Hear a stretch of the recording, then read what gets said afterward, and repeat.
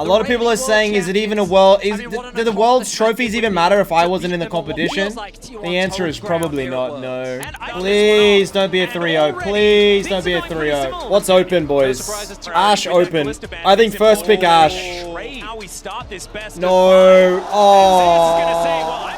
You're gonna give Skarner Ash to fucking Gen.G, no? Such a boring comp, but it's so broken. It's all Faker playing Yone before. Chovy will just play what? Ari in the Yone or Silas?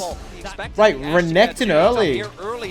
Because it has been such an insane prio pick. It doesn't look like that's going to be the case, so T1 getting Yone and Ash right here on blue side. I'm actually very surprised because T1 wow, they get Ash. No way you pick Blitz. Yone. Silas into Yone is great. Sedge ban, Blitz crank ban, good one. What top lane champion? You reckon Yone mid? It has to be, right? Because you can't play it into Renekton. It needs to be an AP jungler or AP top laner though. Oh my god, Ziggs. Nocturne! T1 now considering what they're going to put in the jungle. A lot of different considerations. A lot of potential options being clicked through by Gumayushi, teasing the crowd. It's going to be Vi, won't it? It is Owner. We're at Worlds, and his Vi is going to be the option. Going to have to be that over. Gragas!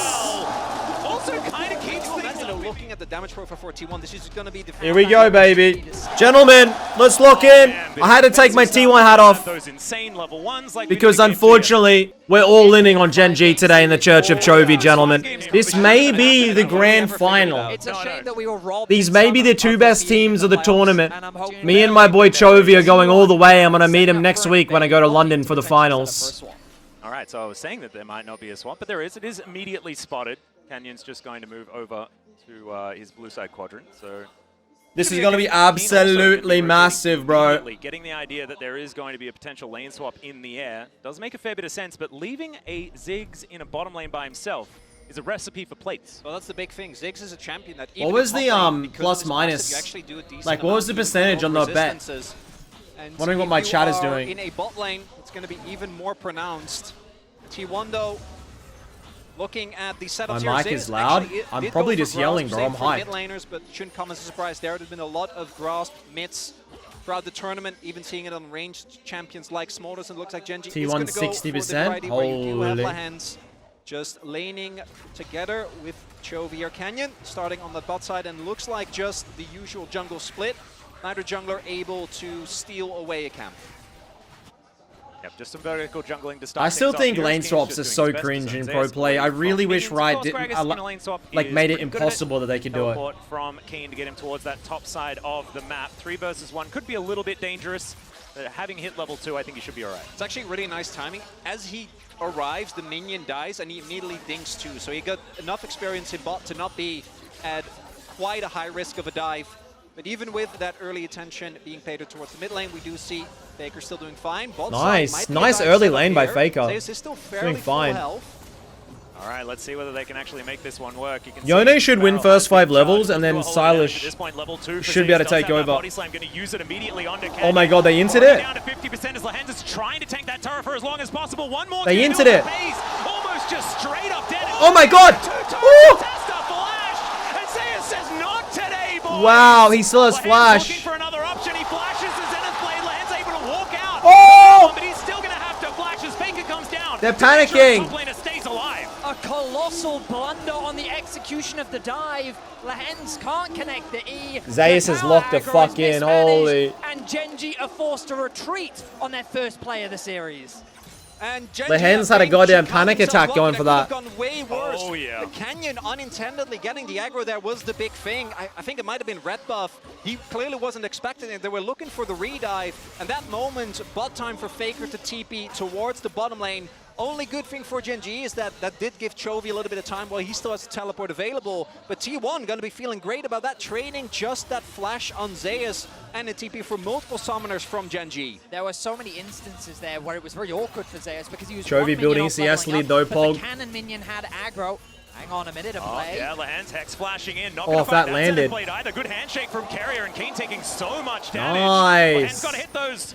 T1 are so locked in, boys. Back in this game. Wow.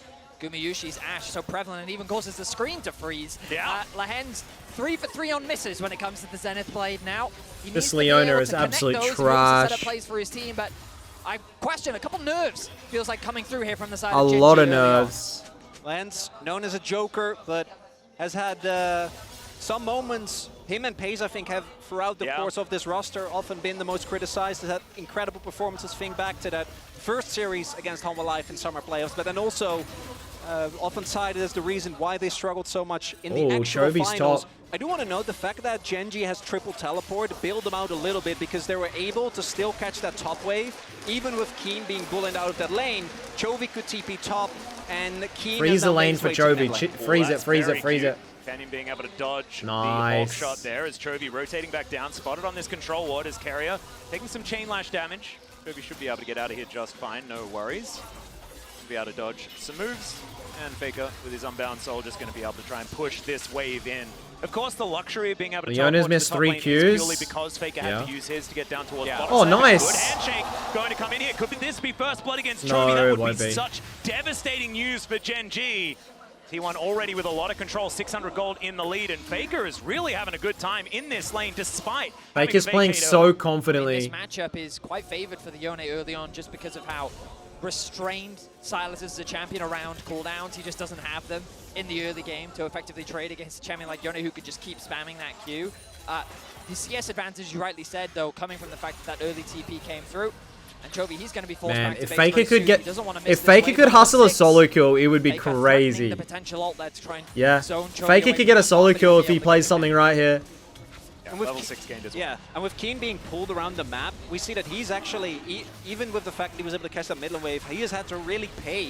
Whereas Zeus, because he absorbed that early dive, has Free just early been able to catch dragon. multiple waves. And I think T1 as a team always look their best when they get to play this aggressive, when the lanes are pushing and they are the ones dictating. I As we think see I the Grubs prefer now the being dragon started up for as Gen.G well, early. would be a really big boom, particularly for Faker that wants to use that pressure in a side lane. Going to be a Drake for Grub's trade. I do think an early Drake for Gen.G is great because obviously looking at their composition, the Renekton is going to lose a lot of value as the game goes on, but Silas and No way. Ziggs most certainly will not. Yep. Oh. Very close to being able to steal that one away. I do like an opportunistic barrel being thrown in as now. Dives? Potential dive towards the top No side way. of the map. Lahens with that Eclipse is trying to tank things No up. way. Doesn't really do a whole lot of work Another there. missed Another Q. miss on the Zenith Blade. But 0 also, out of like 4 you said, Zenith Blades, minions right? are all going to die, so they should be okay at least Nuts. for another crash. Keeping my eyes on a potential cross map as both mid laners made their way up towards top. Nice follow there from Is it Chovy. 0 out of 5? Losing a little bit in terms of experience, but ready for the potential play happening on the top side of the map. Reset now come through for Faker, securing his first 2 items of the game, and we're in a very timid early game. Zenith Crucially, Blade though, is we talked E. about those first What's the items Q? for Gen.G. Their biggest strength in the early game is the fact that they Which have one's the Leona one that go like Silence, this? Skarner, Renekton on the top side that I think want to try and leverage this skirmishing power in the early game to try and force these objectives. And as you rightly said, dragons are going to be a great way to try and force that. Get yourself the second, and then you'll be ready to force a fight around the third, maybe even look to contest the next Grub. Yeah, and I think that I kind of want to draw out a little bit and have a conversation about what these compositions are trying to do, as another Hawkshot is going to spot Canyon here Nice. this time around. Whole Because of I'm looking T1 at have Gen.G and gold I'm thinking, leads. there is a lot of magic damage here, but also it's solo AD Renekton. So if you're not building armor, then maybe the Crocodile just eats you, which could become a problem if Keen gets accelerated. And I think that is what's so incredibly important about what True. you say, playing through that top side, getting those skirmishes. Because right now, I mean, we haven't had a first blood just yet. And I think that Gen.G... Chat, what time do you reckon we're going to get our first blood? Starts a little bit sooner rather than later in their favor. Gen.G I reckon it's have not going to be often for a taken while. this I'm saying role like in 14 games minutes. against T1. It's also something that's important to note, and it's not until we really start to see turrets falling or more impactful objectives go over, right? We talk about Soul Point, LCK we talk versus about LCK. 6 Grubs, possible Take a Herald. drink The 6 every Grubs, I time a think, kill is attainable happens. for T1. You'll be sober by the end of the Alone's not gonna be series. enough. There's a possible trap being set up here. Owner has that ultimate available, but instead, even if you don't actually get anything out of the play, like you're Damn, Chovy had to crushing take this wave, another you're bad getting the base? plates, and you're Bro, still putting Gen.G further He's in behind. trouble. The key difference I think we're seeing in terms of impact in this early game is Carrier. Carrier is really making his presence felt in the mid lane, and remember, Chovy had a CS advantage because Look, every of, time he comes back to lane, he gets chunked to half by because of Faker. Faker's TP towards the bot side of the map. So Carrier has spent like at least 2 to maybe even 3 minutes of this game just hovering around mid, making it awkward for Chovy to base at the right time, keeping him to stay for that extra minion wave, helping Faker chip away at his HP. Helped him and so look much. At that CS, look at that gold slowly shifting back in Faker's way. You can see 3 plates secured in the mid lane. Meanwhile, Lehens has just been shadowing his AD carry, shadowing Pays, just making sure that, yes, he can get that experience, but he's even behind Carrier when it comes to XP. So with the Grub spawning in a minute's time, desperately he needs to get that level 6 to have that ultimate available. And I wonder if Gen.G's actually eager to try and force a fight. Next Dragon, Grubs is going to be interesting. And it's the opportunity cost for the 2 plays that they try to go for the dive. Surely you don't give 6 Grubs. Play, we tried to set up for Keen, trying to punish this pushing power of the Ashe and Renata. Also not really working out. And that not only set Lehens behind, but also started Keen being in a bit of a tough position when it comes to catching these waves.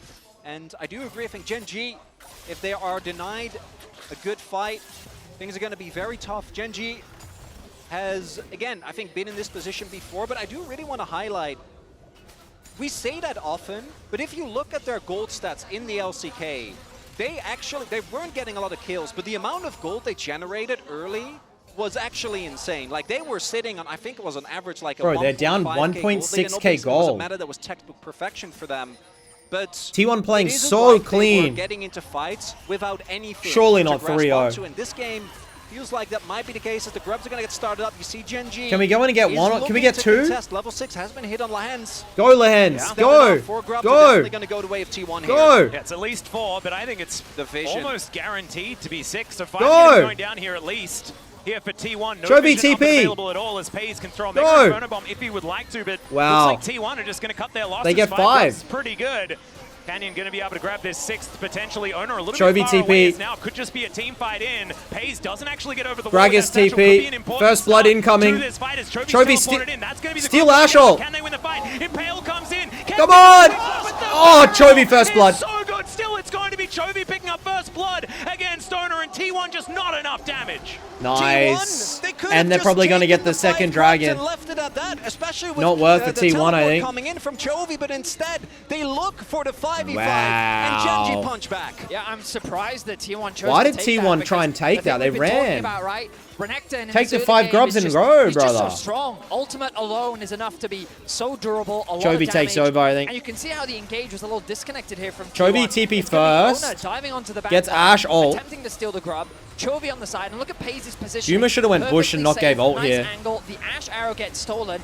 Gumayushi really can't do much. While the barrel looks good, and he got the flash from Guma. Wow. And well played. T1 is immediately forced to disengage. Yeah, it was a Dominus Renekton, and he was kind of okay with Did anyone predict 11? In his way around. So I think he did. Even though it looked amazing, didn't quite work out there. So T1, they lose first blood, but they still have a lot of tempo around this map. Unless Chovy has something to say about it after he does crash this wave towards the top side. 5 Grubs, certainly going to be valuable as the game goes on. All right, well, T1 get a dragon at least. I thought with that tempo, Gen.G would. The kill going to Chovy is a big deal. This Silas, we've seen how hard this champion can snowball when he does get a lead. He's able to very consistently force plays with his catch potential. And it's also something that the Chovy that we saw domestically, I think we've only seen thank you for the sub. sub. It was that game 5 Smolder game. They're going hard for this top. Really it's a race. To what we have seen domestically. It's a race, and I think Gen.G win. Well, it's going to be 5 Grubs, so T1 do have a fair bit, but Gen.G, I think they're going to be able to cut this one down. Gumayushi also in trouble there as a solar flare does get cleansed. Gumayushi going to be able to make his way out. Gen.G just won first break. Gen.G taking it first. Yeah. And so despite the Grubs, they're still able to get there with the slight lead they had as far as the turret health. So a bit of extra gold going over to Gen.G, and that's going to very close to even things out here between the 2 squads. I mean, we couldn't really ask for more, could we? Dead even game, 13 minutes Maybe a few more kills, still just as even? They're coming. Remember, it's game 1 of a best of 5. You don't. We have the entree. You know, we're just starting off. I'm sorry, just a little bit of patience. I know. It's not a patient man. I know. I just want to. I agree with you, the Benny. The main course is on its way. I think what was smart there from Gen.G is, I mean, they had to Chovy has his proto belt. Relatively soon, so T1 already Faker still making his way towards the blade of the Rune King, right? The fact that they had that time advantage to secure that first tower. So ultimately an even trade. The only problem for Gen.G is T1 can kind of sack the next dragon if they want to without much of a problem, and they can continue to scale up. Blade of the Ruin King is very close to being completed for Faker, and that is such a massive item spike for T1 that they're definitely going to be waiting to try and secure. Who has late game Drew? Pushing another wave towards this top lane. And does have quite a few friends around. Looks like Gen.G did have a bit of information as to who was coming. So Canyon going to be Probably rotating T1, up. I'd He's also say. got Mega Inferno Bomb in hand.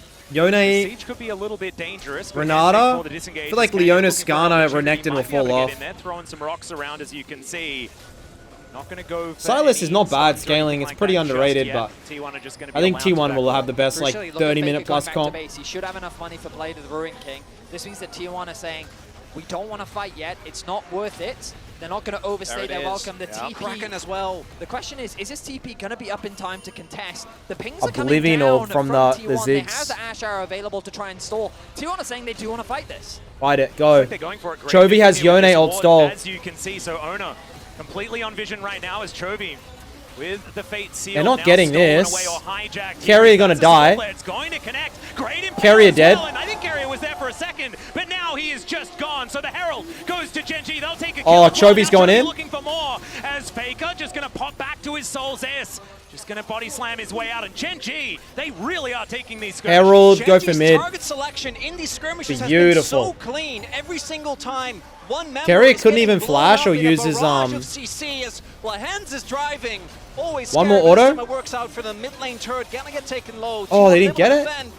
They couldn't get that with Since Land's Ziggs got his bomb. license earlier in this tournament, he has definitely been driving a whole lot better than he was throughout the rest of this year. We've An seen some LCK fan, things. you know, exactly.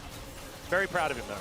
What we saw there as well for Gen.G, and it's again, I Chovy, think good T1, tempo. He's already had his this one base. A little bit more understandable, but Restack the way Darkseal, Gen.G baby. have the setup, this comp is so hard to engage on. There's so much disengage, and the Skarner in particular, I think, has really been a big problem for many teams this Worlds. And even with Pays, I think his flash was forced in one of the earlier plays we saw. Didn't Nice. actually happen on screen. Mid lane open They were early. looking for Oh, the that's catch so and not he good was for T1. Positioning so safely. There was no way to get on top of the Ziggs.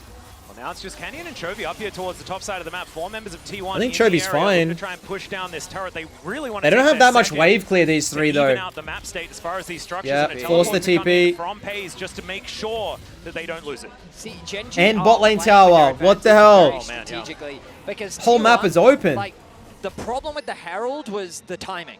TP wasn't quite up for Faker. He needed to get that base off, yet they still wanted to try and contest rather than go for a cross I map reckon because this the bot one's tower had over, already lads. fallen. What do you So rather than reckon? play for something like mid, they got over ambitious and they weren't able to make it work. Then what they did was they kept the pressure up in Unless mid, T1 can so have a Gen.G could really secure good, that like, mid tower. fight. They kept Pays there. He had the TP available. In the and then next goes back to base and then TP's 10 top. So or what was not 10, Renekton sorry, is like free next hitting onto 5 the bot minutes. tower.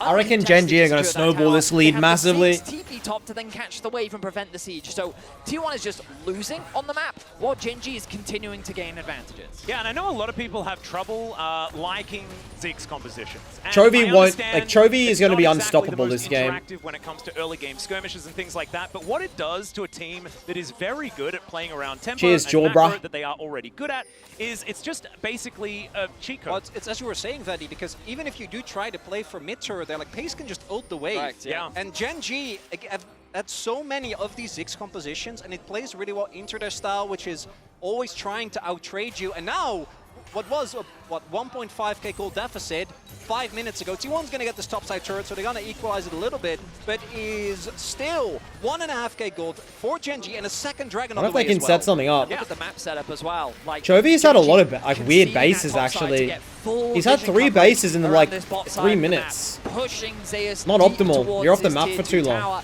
making this very And now if he difficult dies for on this- T1 to contest. There it is. And Oh, the Ziggs Ziggs bomb. ultimate to slow down the siege. It's Yeah, Chovy comes on over, he's going to be able to clear it out as well. it's annoying. If Yeah, you're it T1, is annoying. it's so annoying. Faker was able to get up a couple, You're like half a level on that. Map the best that you can, and it constantly gets interrupted. Well, Canyon looking for Oh, an he got opportunity it. Here, but Zeus Got is it. just going to be able to take Zeus the red goat. buff just fine. And so there is a win for T1. They're They're gonna have to do stabilizing something to try and a grab little some bit. control back in this game because earlier on, T1 were in the laning phase able to get a lot of decent advantages. Yes, it wasn't translating into kills, but they were able to get some extra money. Of course, Gumayushi was very far ahead, still has, I guess, a couple of minions in the lead, but he was 20 CS up earlier on. That has been evened out.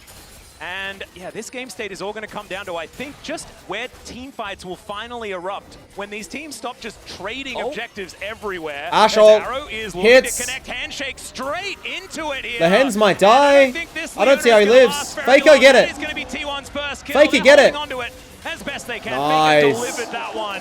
Gumayushi says, you can have it, mate. Let's allow you to scale into this mid game. I think that's crucial as well because Chovy has that slight advantage over Faker in terms of itemization. So yeah, Faker can make it back. Over towards Faker makes him stronger in the side lane, gets him closer to that stride breaker completion.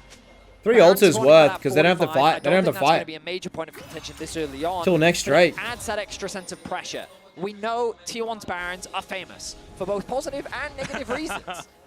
There's been a fluctuation throughout the years, yeah. But I think at this World Championship, their Barons have been very good overall. And I think it's something that Gen.G will have to keep track of, especially after their experience against FlyQuest. Well, TP, Chovy. Able to dash back what ult do we get? He would like to, but straight into the Impale. Another Solar Flare's going to lock down Faker, and he is Faker's dead. The bailout not going to work, and Chovy, yeah, he's Chovy baits, steals an ult. Even more. Doesn't have ult. Get stunned up here as King didn't have that off cooldown just yet, and Chovy is still smelling blood in the air. Carrier able to walk. How did Faker die to that? Another skirmish win for Gen.G. What is Gen.G going to do with this? Faker does have TP Baron? available. It is very early. No way they can do Baron. They can actually do this. No way to carry. They can't do it. Not nearly to what T1 would have, but it's a win when it comes to the immediate play. That's still TP invested though, and much like the kill on Lahens, it's nice. But if they get like 2 more kills, you can probably look towards more. Instead, it's going to be TP. It's worth dying for mid lane tower. Gold going over to Canyon, who finally, I was going to mention, gets his first Heartsteel stacks. There you 20 minutes into the game. I love to see it. Canyon is gapping, by the way. He's going to be so unkillable. Gen.G started off this game. Blade of the Ruin King Kraken, though, not unkillable. Like they got tank shred. The atmosphere, the arena. While it is excited for so did Faker E in to get the tower chat, and that's why he died? We don't get many replays of this world, I've noticed. Like even last night, there was a first blood they didn't replay. I didn't even see shit. Yeah, I mean it's not bad actually if he died for mid lane tower to open it up. But ultimately, Gen.G playing with a lot of control and confidence on the map. Their side lane setups are nice, their vision control is good, and now again, around the Baron, they're suffocating it. The good news for T1 is that, as you already said, Chronicler, they don't have a fast Baron. So T1, even if this Baron does start, will have plenty of time to react, even if there's not that much vision, thanks to Ashy as well. I think it's actually so interesting talking about lopsided crowds in this matchup especially, because Gen.G are exceptionally used to it. And not just Gen.G. You look at all of these players just in general. Keen, has he ever had a matchup where he's favored over the last 7 years? That's fair. I don't quite remember when. Weak he won his side first LCK title only very, very recently. Chovy going to be fighting against Faker here, but I don't think there's going to be any big result, although good trade there for Faker. Chovy and Yone got smashed by starting T1 to scale in the very up. first final that they made it to. Faker, feeling so confident. They're used to it over quite a few years, and Canyon was the first one to figure out how to actually do it, you know, and then became a world champion. So getting over that hurdle has been very important for all of these players. Yeah, T1 always has the home crowd advantage. It feels like one of the things that they are going to really struggle with, though, particularly with Zeus, I think kind of going, you know, partially AP, partially tank, but even he is not going to be that beefy. If you lose control of the map with this composition, you do have the ability to contest for vision just because you have the Ashe, but face checking is actually really hard, and many of the plays that we've seen thus far have just been Gen.G finding whoever is closest and blowing them up with the CC as this rivalry goes a while back. It certainly does. It's the dawn of League of Legends, as we know it. Because you got to remember that Gen.G, even acquiring all of the accomplishments T1. in the former Samsung roster, right? Like, this goes way, way, way, way back. Yeah, and Back there when were there were multiple sister teams. Exactly, that's what I'm saying. There were multiple SKTs in the league, multiple. They've had Samsung that many Galaxies series in the against each other. League as well. Although not necessarily Samsung Galaxy because it was blue It's way Oh. back then okay, as well. Atlas. But I think they're including long term. The semantics. In case someone gets Probably mad. shouldn't And count. ultimately what we're building up to, and the reason why we're focusing on all these things is because that main course dish is arriving soon. The fourth dragon of the game is going to be starting off. I ordered a banger team fight. Oh, and okay. I'm waiting for it to be delivered. What about a T1 the Baron T1 instead? Baron, like, so They can smart. two-man see that. the They can do it. Do it, do it, do it, do it, do it. Ziggs ultimate is always there. They know Uh-oh. Let's see how Gen.G handle this cross-map pressure. Yep, Bro, they do it pretty quick. Spotted by a T1 ward, as we can see. Bomb And comes there's an out. Inferno bomb just to guarantee that they know exactly what's It's going on. gone. Teleport comes gone. in. Yeah, What do there they is no lose, spike though? Anywhere near this pit. If they get Chovy, aced after can you this? actually stop something from happening here? Is it going to be Ona the latest one down? Ulti from Faker finds two. He's out of there immediately. Keen's able to try and chop them up. And there goes So Ona. worth for They'll T1. trade that any So day of worth the for week. They have T1. the Baron buff as carrier. Wait. Get the handshake beautifully Wait! Amazing! As Lance is in so much trouble. Zeus flash. What is Canyon doing?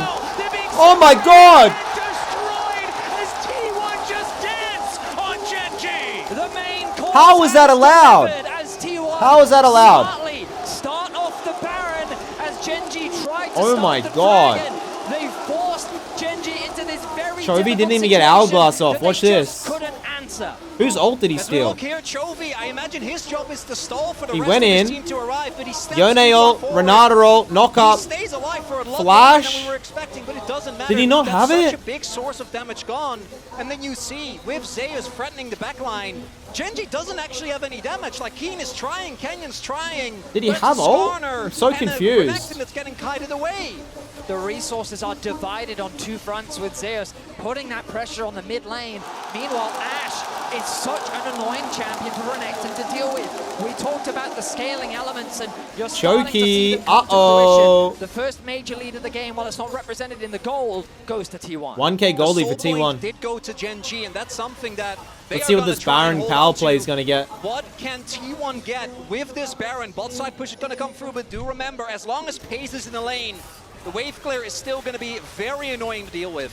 Yeah, especially when there's side lanes that are sort of pushing naturally towards Gen.G. You can tidy those up pretty They have comfortably. Ziggs. Right It's now, pretty Gen.G hard to doing get a decent lead job against. being able to remove Like their these wave clear minions. should Find be Grub able and to Baron, pull them though. out. It's going to be very, very difficult to stop T1 from taking Chovy these Faker even tier CS. two That's turrets. crazy to me. Is going to be their option as now Chovy up here towards the top side of the map, fighting off against Faker, who's happy to go underneath this turret. It's so much damage. Well, so Player coming on through, and so Chovy is going to be okay, but this does not bode well. Party cast? No, it wasn't. this is why I was a little surprised by the Silas pick, because you kind of don't beat Yone in lane, and then That's you don't massive, really getting beat him that in the side outer. lane either. There's this sweet spot in the mid game where you can maybe get advantages. Just And now because the Faker gets to skirmishing get power a is little bit of stronger, magic but, resist, guys. Right now, Chovy's struggling to match that of Faker in the side, and T1 putting pressure everywhere. Tier 2 towers secured in top lane. They've transitioned over to How mid. much longer on Now they Baron? have another 30 wave of seconds? bots. Gen.G's been And they dragged get over bot. towards the mid lane. Whoa, That whoa, tower's gonna fall. whoa. 4k gold lead soon. T1 slowly losing more and more control over the game.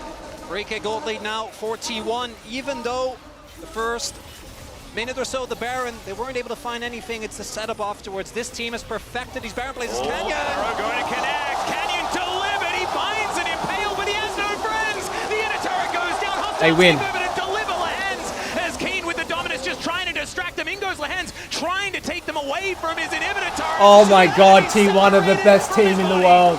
I knew it. I knew She it. only needed to invest a cleanse, and there are only inhibitor Oh my turrets left god, for they're Gen.G. clean. And T1 watch Gen.G walk into their depths again and again. What has Say, Chovy "Thank been you doing for the very last much." 10 minutes? The inhibitor stand, but the gold lead keeps Oh growing. god, what are you doing? And Faker just What are you toying with him doing? here on this bottom side of the map. Man, it really just feels like a big swing back. So much it was give and take in this game, but now T1 are just saying that they're going to have it all.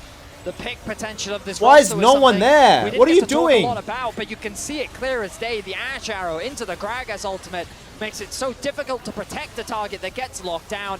Lehen's doing what he can to try and catch Gumayushi out, but it's just not enough. And the game is quickly snowballing. That's a sick in camera favor angle. of T1. Yeah. Lehen's not feeling too happy about it. You can see the GOAT as well, not celebrating yet. This is game 1. 5,000 gold is the approaching gold lead for T1. It's over. have They so can't much come map back from control. this. They should be T1 able to scale deny better. The rest of the Dragons. They didn't get their snowball ducks their in a lead row as far as efficiently. These lanes are concerned. And Gen.G back out onto the map now, trying to steal away this blue buff, and they will be able to do so. Notice on the map, though, that Faker's pushing out the top wave. Mid has kind of been sacrificed. No one is actually in a position to catch it. Carrier is the one there to try and hold the wave. Guma's going to have to go the long way round. They've gotten push in bot, which means that Chovy's going to go and answer, but ultimately the river has been conceded. Gen.G have purchase over that area of the map. Wow, Faker Faker top. available. Let's see how this one plays out. Has his Yeah, wits playing end side as lanes well. very well is Faker, as we can see, going to immediately teleport into the mid lane as that wave crashes forward. Keen, he's got his teleport up as well, but he's going to be behind the play just a little bit. There's now Carrier looking for that Oh, opportunity. Chovy Gragas Hostile ult. take over 2 seconds. Now it's back up and available. T1 are ready to fight. Gen.G Chovy only can't level choose to give 15. this up. T1 only have a single dragon. I don't think you give it. But You're it not. looks like they don't you're wanna gonna give get the outscaled. opportunity, maybe feeling like in the late game they can't match You just go for it. Try and go for a Hail Mary here. Yep, Chovy's got a cask at the ready. It is going to be Ona denying that soul, and now T1 starting off the fight. Can Gen.G actually find an angle as hostile takeover comes in? Carrier goes down. Bail himself out, and it's going to work for now. The Impale is They get one. Can they kill Zeus? But can they deal with the carries? That's the question. Chovy starting to pop up, and so is Gumayushi. Gumayushi. Gumayushi. Arrows into his back, and he knows that it's done. Flashing forward. It's a triple for Goomer, and that should be the game. GG, 1-0. Oh my, 8 games in a row, I guess, gentlemen. T1 in the final team fight of game 1 will snuff out Gen.G. Oh, they're gonna win it again. They're gonna win it again. At the cost of their They can't go back to back. The nexus in their eyes, 30 minutes in. T1 remain the gatekeepers of the Chovy World can't keep Finals. getting away with this. Have to try How can you keep fucking choking? to London. Nexus turret number 1, Nexus turret number 2, and T1 will take the first game in this best of 5, and we'll see whether Gen.G can do better in game 2. So one of the things that I feel was missed. What's Faker doing? What's he doing? He's still practicing. He quickly went to practice tool to practice more. Yone band. T1 aren't doing the same mistake. What's the first pick? Skarner again. Isn't necessarily giving us a lot of joy. But what's the other option? There's now Caitlyn and Kindred. Caitlyn, right. All right, there we go. There are some I mean, it's carries. Gumayushi. Well, Oh I mean, my of course, he's god. gonna pick Oh away my from an AD god. carry. Kate, Debate how effective Kindred. it is. Oh But the my biggest god. surprise to me is Guys, that didn't we Kindred- watch? We watched Goomer play Kate today, and we watched Ona play Kindred today in solo queue. We watched them both pop off with them. Oh, Jax is massive into those two auto attackers though. Why Jax? Jana top? Jax into double auto attacks is massive. Braum's good. Ban Silas. 100%. Wait, Lulu? Oh, yeah.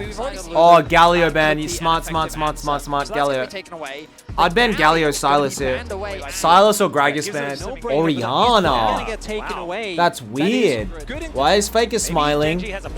Varus. I think it's a pretty good match. Only counter to Kate. Oh, Kaisa. I mean, Caitlyn might completely... I mean, you don't really lane against Kate. But she's so good at tower taking. What does Faker play? What does Faker play? I think it has to be Silas. I gotta give credit to T1. I think Gen.G thus far have been very predictable in how they have... I like the dish that T1's prepared. 2-0, and then we're gonna have to reverse sweep if you're a Gen.G fan. I love when Vedius makes himself laugh and then he laughs, and then no one else does. Off the objective. You then So regain hilarious. the space. Once you have the space, trap. Like, and now you've got to walk into us again. I think that the idea of playing around objectives, I'm going to be fascinated to see how Gen.G navigate their way through that. I think flanks and vision control is going to be so important for them. Piss off, Revelation. Piss a off. really good laning phase for starters. Did go, by the way, Gen.G loves the resolve tree, as we can see. I mean, Chovy just loves grass. He does love grass. It's just another thing. Chovy is a massive grasp enjoyer.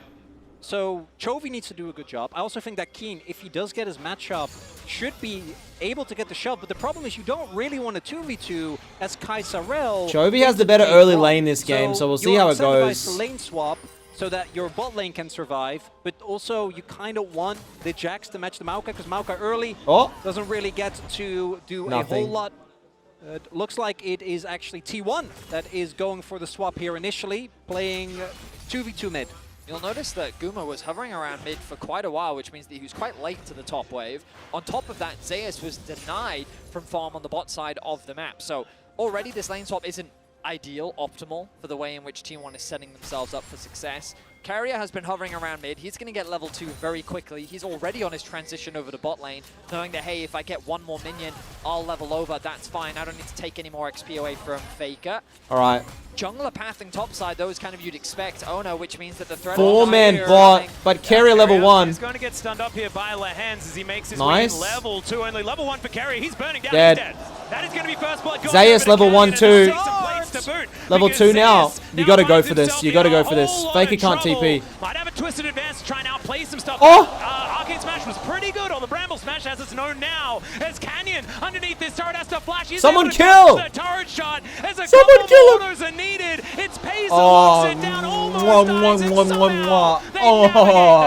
That's what I'm talking about. Dive of disaster. Game number 2 puts Gen.G back on the right track. A kill for Pace, and so many resources for T1 going to waste. I mean, that was perfect execution from Gen.G.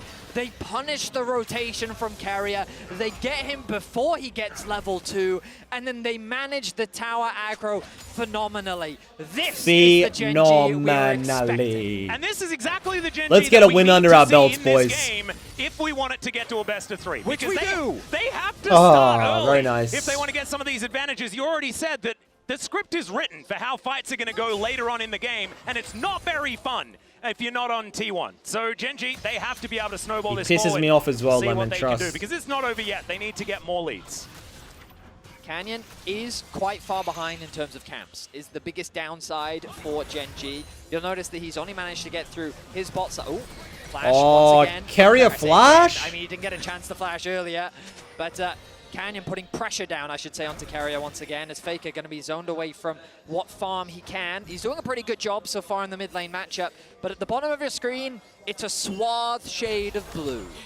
It is indeed. Suave shade of blue. Of advantages. Excellent use of the word Get his ass. As well. Oh, Speaking of close. which, so was that just escape from Canyon. -1. Nope, I would prefer not to do this. Canyon, one of the most often heard pieces of criticism for this player, which also ties into his strength, which is mid to What late is this game demented impact and gameplay? performances, is that he's This is not peak doing League of enough. Legends, I think this unfortunately. game he's overcompensating a little bit. Still sitting at 16 CS, but because of the early kill, once he picks up his camps that are going to be a decent level, should be able to very quickly catch back up in experience. And when it comes to the gold, he is still doing fine. Now, this early gold lead for Gen.G, a necessity, but good to see nonetheless. Because with how game number 1 played out, it felt like Gen.G was on track for what we've seen them do so many times, and T1 really threw them off. And Casual viewers only watch Worlds are so funny when they see this. I know, bro. Sorry, overlay, I should say. You can keep track of the kindred stacks on the right-hand side of your screen. You can see that underneath the flash. Wow, Oblivion Orb Rush for Chov. In this game. But But, Smolder was banned. Yeah. Owner actually doing a decent job if we're going to compare Kindred performances that we've seen this Worlds. I think he is currently 13 minutes earlier on his first mark, which is pretty cool. Yeah, not bad. And Not bad Shu at didn't all. even need that to win the game. So that says Marks something. are overrated. Yeah, we are really snowballing on the marks. If he keeps this one up, it could be Relatively completely speaking. ridiculous. Yeah, exactly. Now, Paze has transitioned to the top side of the Rift. Guma's actually been moved over to mid. Zeus does not have the TP available. Faker has TP to top. I wonder if T1 is going to try and contest these grubs, but Faker setting up a trap. Yeah. I like this. Moving on over as well. Should be able to get at least a flash. But finally, Pace gets that information. Has to use the ulti. Chains don't land because the flash has At least to he come gets out. Pace is going to help now with these grubs, but that is not a lot. But Chovy's here and he's big. Gen.G losing that flash really important. Pace staying alive is crucial there. Otherwise, if they get that kill, T1 can then immediately collapse. You saw the rest of the members actually making their way over. What the fuck's happening down but here? Instead, it's a big win for Gen.G. They get the grubs, and as mentioned, A lot of plates. Wow. The Maokai is always going to have a lot of impact as Faker. Yeah, could be in some trouble here as Lahen's moving on over, finds a shattering strike. Ulti available. Who the fuck just flashed? To go down, but Canyon's there to meet him. Faker now Nice, Paze. The plasma is stacked, and Paze is going to get some revenge. Was that Lahen's flash? What was that? Reposition there to deny the ability for Faker to ult out with that Kai'Sa ult. And on top of that, Did he do that for the ult? Not onto Faker, but So the his Kai'Sa ult? flash Oh, pass, meaning he had 5 nowhere head. to go. Nice collapse from Gen.G, and they funnel that kill onto Paze, crucially to get him further and further ahead. 2-0-0 now for the Kai'Sa, an 800 gold lead for him, and Gen.G came out the gate swinging here in Game 2. And he's got some compound interest. That coal is ticking away. Yeah. Gonna even further bolster the gold lead. And the biggest difference here has, I think, very clearly been Lahen's impact in Game 1 versus Game 2. Lahen's And then inted early game, Game 1. Carry out on the Braum. It's just not really the same type of champion. Lahen's possibly looking for a little bit more here, but level 4, as is Carrier. The 80 carries that now actually have some levels in them, as we can see here. Some Berserker's Greaves done for Gumayushi. There's a bit of a battle towards the bottom side of the map. Zeus could be in trouble. Canyon, Zeus once again, ult. just lawnmowing his way over. Canyon Only gonna waits get it. Caught by the brambles. Actually not. because of course there's Zeus. I'm getting confused. Should be a jungler that has that ability. Keen jumping back though. I don't know about that one, but he has the counter strike. Zeus now looking for an opportunity here, but Keen looks like he's out. Does Canyon have now ult? The one moving forward, but Owner is continuing these autos. The dance of arrows can get him in Can range Canyon ult them? as they get the bramble smash to slow Canyon down. Impale's going to be dodged probably. Counter strike for the Canyon on about 1 health, and Owner cannot dive the turret. Not even close. Canyon holds on to his flash and makes sure that he keeps that summoner available, but what an almost turn from T1. There seemed to be It looks like Faker just flashed as well in the mid lane, guys. Did you see that? Wanted to commit to the Chovy got him to 1 health, I But think. then when they finally decided to, Ono was like, all right, fine, let's take this 2 versus 2, and you saw the power of the Kindred early on in the skirmish. If we had replays, we'd see it, but I don't think they're doing replays. Either side, and Keen's able to catch this massive top wave as well. In the picture-in-picture, also... What the fuck's happening?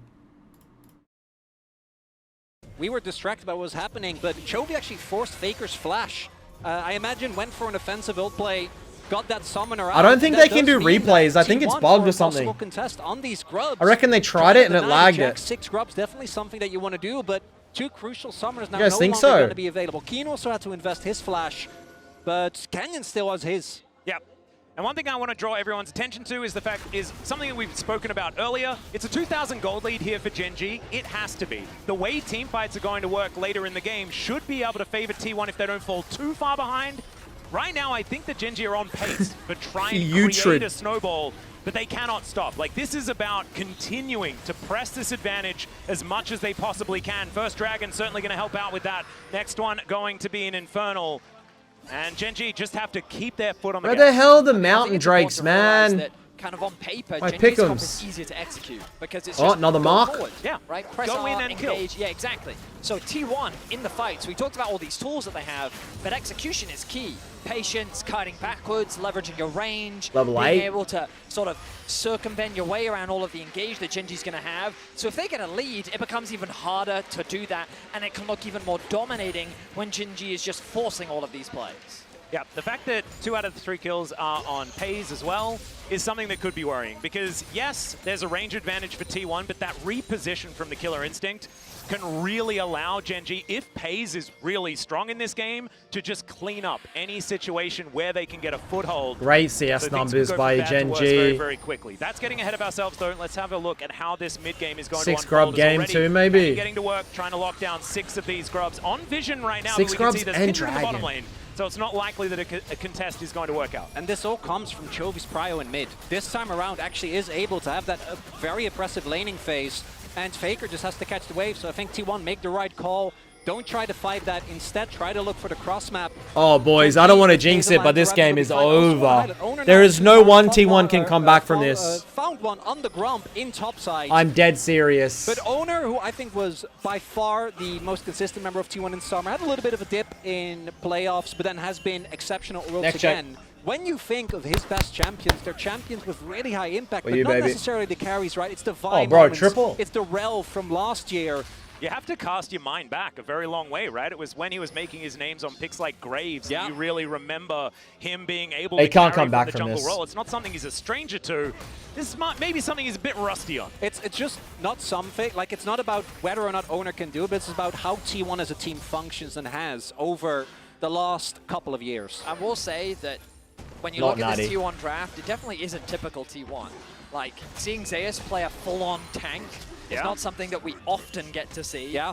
Carrier, I always think of his supports as, I mean, he's the flashy playmaker. When he's on Braum, we remember it, but not with a great look in our eye, you know? So I will say that, like, this T1 composition is definitely a bit of a difference from what we normally see from them. And Chovy build is really cringe. Game one, you have to wonder if I believe T1 in all also the trying something haunting different out on the right guys side to see if they can catch Gen.G off guard. So far in the early game, Gen.G have been outperforming. I don't know about that one. Swap them, punishing them on the side lanes. We'll see how things transition as we get into the mid game and these objectives become more important.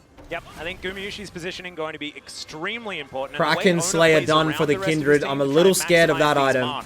Shun got to 4 stacks of the Kindred mark at 28 minutes and 42 seconds. See whether Owner can get a little bit higher than that because it's the next few that are going to be the most important. Of course, remember guys, 4 stacks on your Kindred marks. That's when you get the big old range boost and you're feeling really good about it. But Gen.G right now utilizing 6 grubs to smash down this turret. Easy first break this time.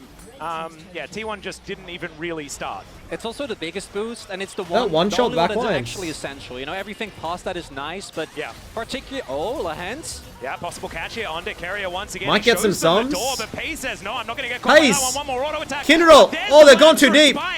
And Owner is going to be Block. able to save Carrier. He actually walks Why not block? So that he doesn't get tagged. Why not block? I like the aggression there from Gen.G. Carrier, thanks to Owner's ultimate, is able to get him away to safety. But Carrier very close to losing Chovy gonna his life. get to You eat can bot see then how much mid. Control Gen.G have over the map. That bottom side is just littered with wards, and it just goes to show the way in which they Eyes set on up the Chovy pressure CS, onto bot. 150 They had at control 13. over mid, transition that priority, and then they converted it into an easy objective setup. All of the early game objectives have gone the way of Gen.G, and now they return their bot lane to mid, ready for the rift. RE damage kind of bad right now. The thing that I'm looking at Yeah, but is still he's just gonna be get Owner. really As this game goes accelerated. on, you can see he's got a gigantic lead as far as farm is concerned, but it is still Canyon. With these early kills, with the amount of objectives that they've been able to lock down, Still a does gold have lead. a slight gold advantage, but it is very, very slight. And Owner is a large proponent of where the damage is going to come from in this game from T1. And as that range increases, his lethality will increase as well. Not the stat, just in Harold. general. It's an awkward word to Open use in League top. of Legends. I apologize, but that's going to be Rift Herald going on over to Gen.G as well. A monopoly on these objectives so far The Hens. in this game as Carrier's flashing on over. The Hens is dead. Why? Shattering Strike going to hold him in place as Faker wants to be able to get a piece of this. He's not going to get the kill. That's going to go to Owner as T1, who managed to get their first kill of the game. Really nice. That is really nice. So Gen.G started up the Herald as a hold that. Hey, they might die mid. It's imminent here. Yeah. Chovy, run! Throwing down the Nature's Grasp, looking to try and catch them in place, but Gen.G, Oh, that was really noob. They just leave. The move Okay. to the left. I like the approach. They're gonna lose Not too Dragon far off of there. that, maybe. Keen will get the Keen solo but top. T1 there identified. We can't really fight for the Herald, and Chovy was No alone in Ari bot ult lane, for the so Dragon is they huge. Silas gets read the open play. bot. Lahen's actually trying to cover for Chovy, but Absolutely gets caught beautiful, mate. mid-rotation. Good It's job gonna by be the T1 Grubs and the there. Herald going over the Gen.G, but the second Dragon of the game. Oh! Okay, he just wanders on in there. He'll flash away, so they at least get that. Faker also taking the outer turret on the bottom side, but that is so big. And now it's Hextech Soul this game. Owner didn't have Smite, and the only way that Canyon knew was because he saw the W from Paze go Wow. up the wall, he saw the HP, it didn't get smited, and so he's like, wait, Yoink. I think there's Mid an lane angle. tower, Yeah, So he Dragon. just went for it. Beautiful play from Canyon. Cash Great read from money, him. The Herald gets dropped to baby. mid. Cash money, And the player baby. that we haven't talked about, but is getting monstrously Oh, scary, God. is Keen in the top lane. He secured a full tower on the top side, uncontested. He's almost got a 1k gold lead. That Trinity Force is on the horizon. And we talked about it in the draft, right? Into double AD carry, even into a Silas. This Jax is not really going to be afraid of anyone on the side lane. The Maokai is just going to do his best to hold him off. Yep, it's going to be about how well T1 just holds Keen at bay and tries to bide their time. But as the game stands right now, it is not looking good because this snowball is a rolling. Gen.G are capitalizing. snowball but it's is a only rolling. 2.5k, Fact. something like that as far as gold lead is concerned. 6 Grubs and 2 Dragons are what they get for it, though, which is still very, very valuable, especially with the Soul being this Hextech. In game number 1, T1 found the one win the way of the Baron Call, and it was a weird moment because it felt like Gen.G was aware of it, yet still underestimated it. It brought them back in the game, and I think they're going to need a similar moment here because, as mentioned, this composition is really going to struggle as long as Gen.G has that map control. Gen.G is now the one that keeps shoving out the Pays waves, 2 keep items, having lads. Cryo on the vision, On hit, and Kai'Sa. It is quite hard for T1 Can to find a 1v9 good from snapping here. gauge. They have It's a gonna be ton hard of to play CC from once you actually Caitlyn. get on top of them, but you don't have something like the Rel, like the Leona, like the Vi to really start off a team fight when Gen.G isn't ready. Well, we talked about how Gen.G, if they start off an objective, T1 actually have a lot of ways to gain access onto the objective, even if they don't have the best engage, simply due to the fact that they have a Caitlyn plus the Maokai ultimate. But ideally, they're on the objective first. They have position with the Caitlyn. Love how traps. every They're forcing champion in the enemy to and face all checking these for their games wall has like into their mobility or saplings. dash. But Jax dash, T1 Skarner dash, everything Ari dash, Kai'Sa dash, that Rel are dash, Gen.G Braum has a dash, snowballing Kate has a dash, They have Silas, 3K Kindred, gold lead. Maokai all They're kind of have dash. incredibly well. They've got All a 4-1 mobility. setup right now. Faker's in top lane catching another wave, and Gen.G are just very methodically suffocating T1 out of the map. Yep, pulling them around, as you can see, moving over towards his inner turret in the mid lane. Ace in the hole does go down, fair bit of damage onto Lehens. Decent knock up there, but Carrier had to invest the ultimate just to get them away from this turret. It's just Gen.G trading up at this point in the game.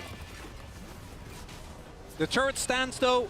Main thing for T1. Who's the weakest link in each team, in your opinion? That map control, you see them still moving around as a 5-man unit. Maybe looking for some stragglers. Looking at the item finishes though.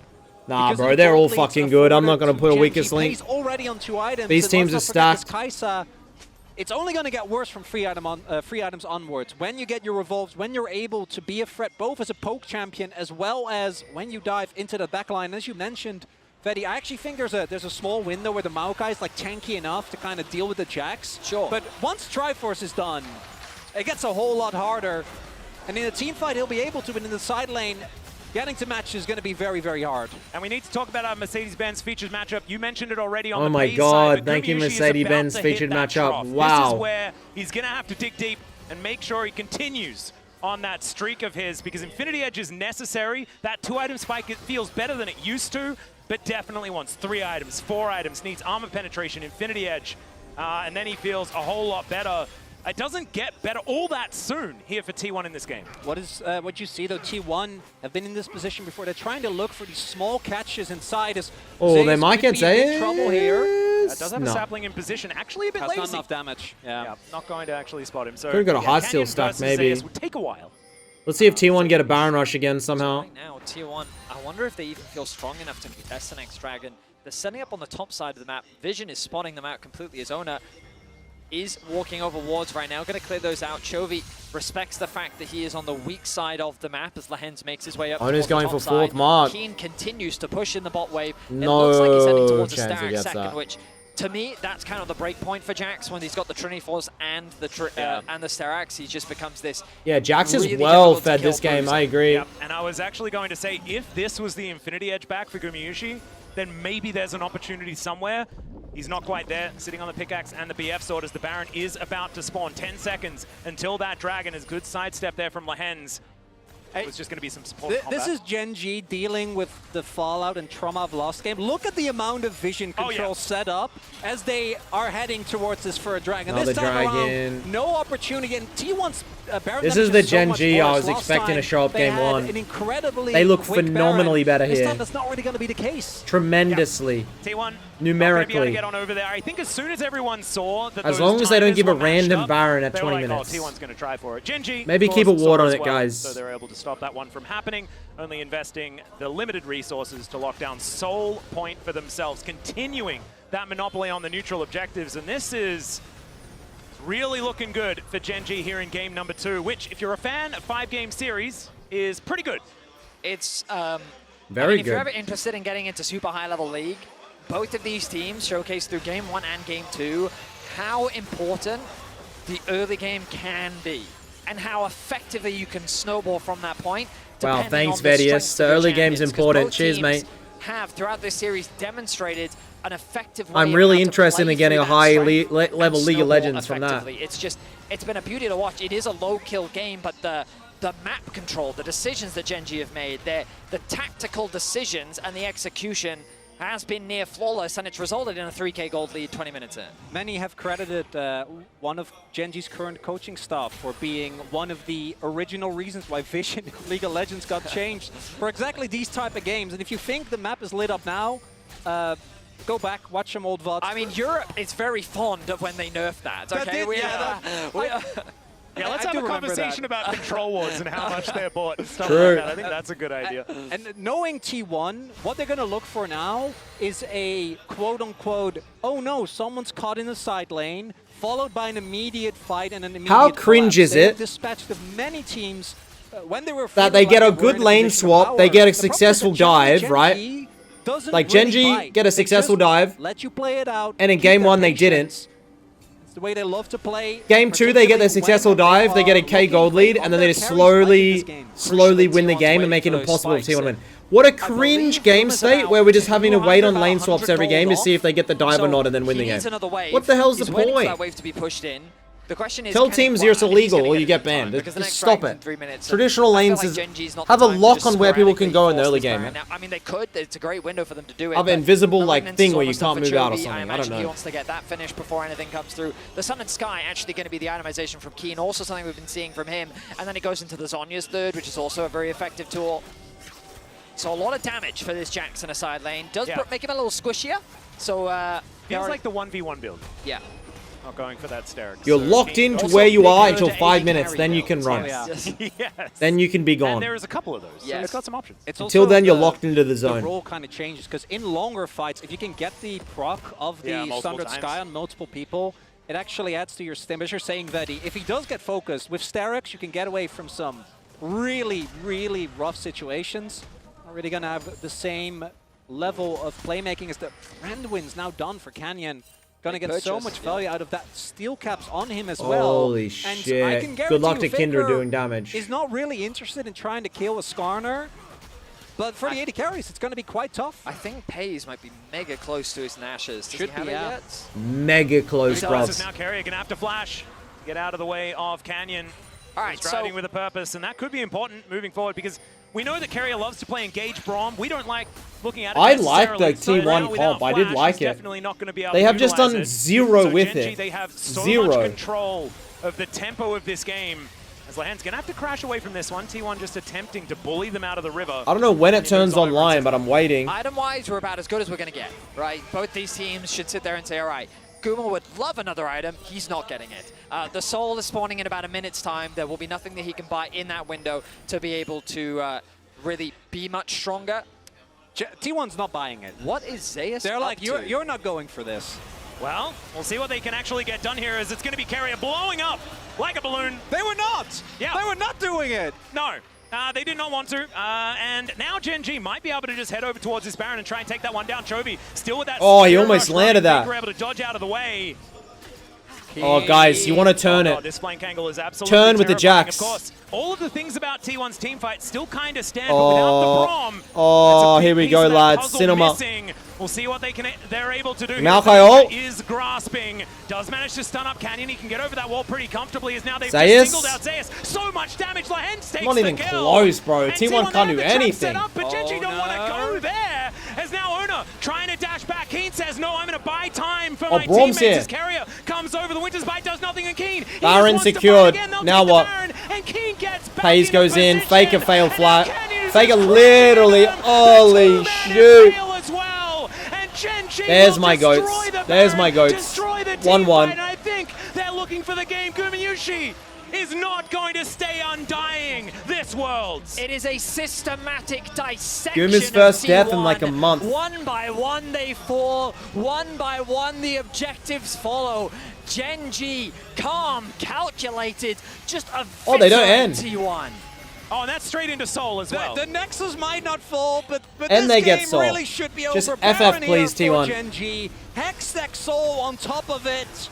And let's be fair, this is what we all wanted. Oh, yeah. And this is beautiful execution of this draft as well. Wow, that's a good, like that fight. Finish. As you can see, T1, 4 versus 5, desperation. But they knew if they let this Baron go, they're just going to slowly but surely lose the game. What's crucial How did the here Hens get is that kill? Gen.G Watch Faker's flash, giving guys. absolutely no window to flip the game. With Kindred in particular, it's so easy to get over the wall. And we see that he is just being systematically denied. Did Faker really just do that? Value. This Jax does so much into these 80 carries, they just can't deal with him. I think that Keen is the biggest factor here. Him just standing there, it's kind of like his aura is saying, he's try menacing. You know? And the problem is when you lose that Braum, you lose a crucial part Wow. of your frontline. So there's no way for them to approach. He's stressed out, man.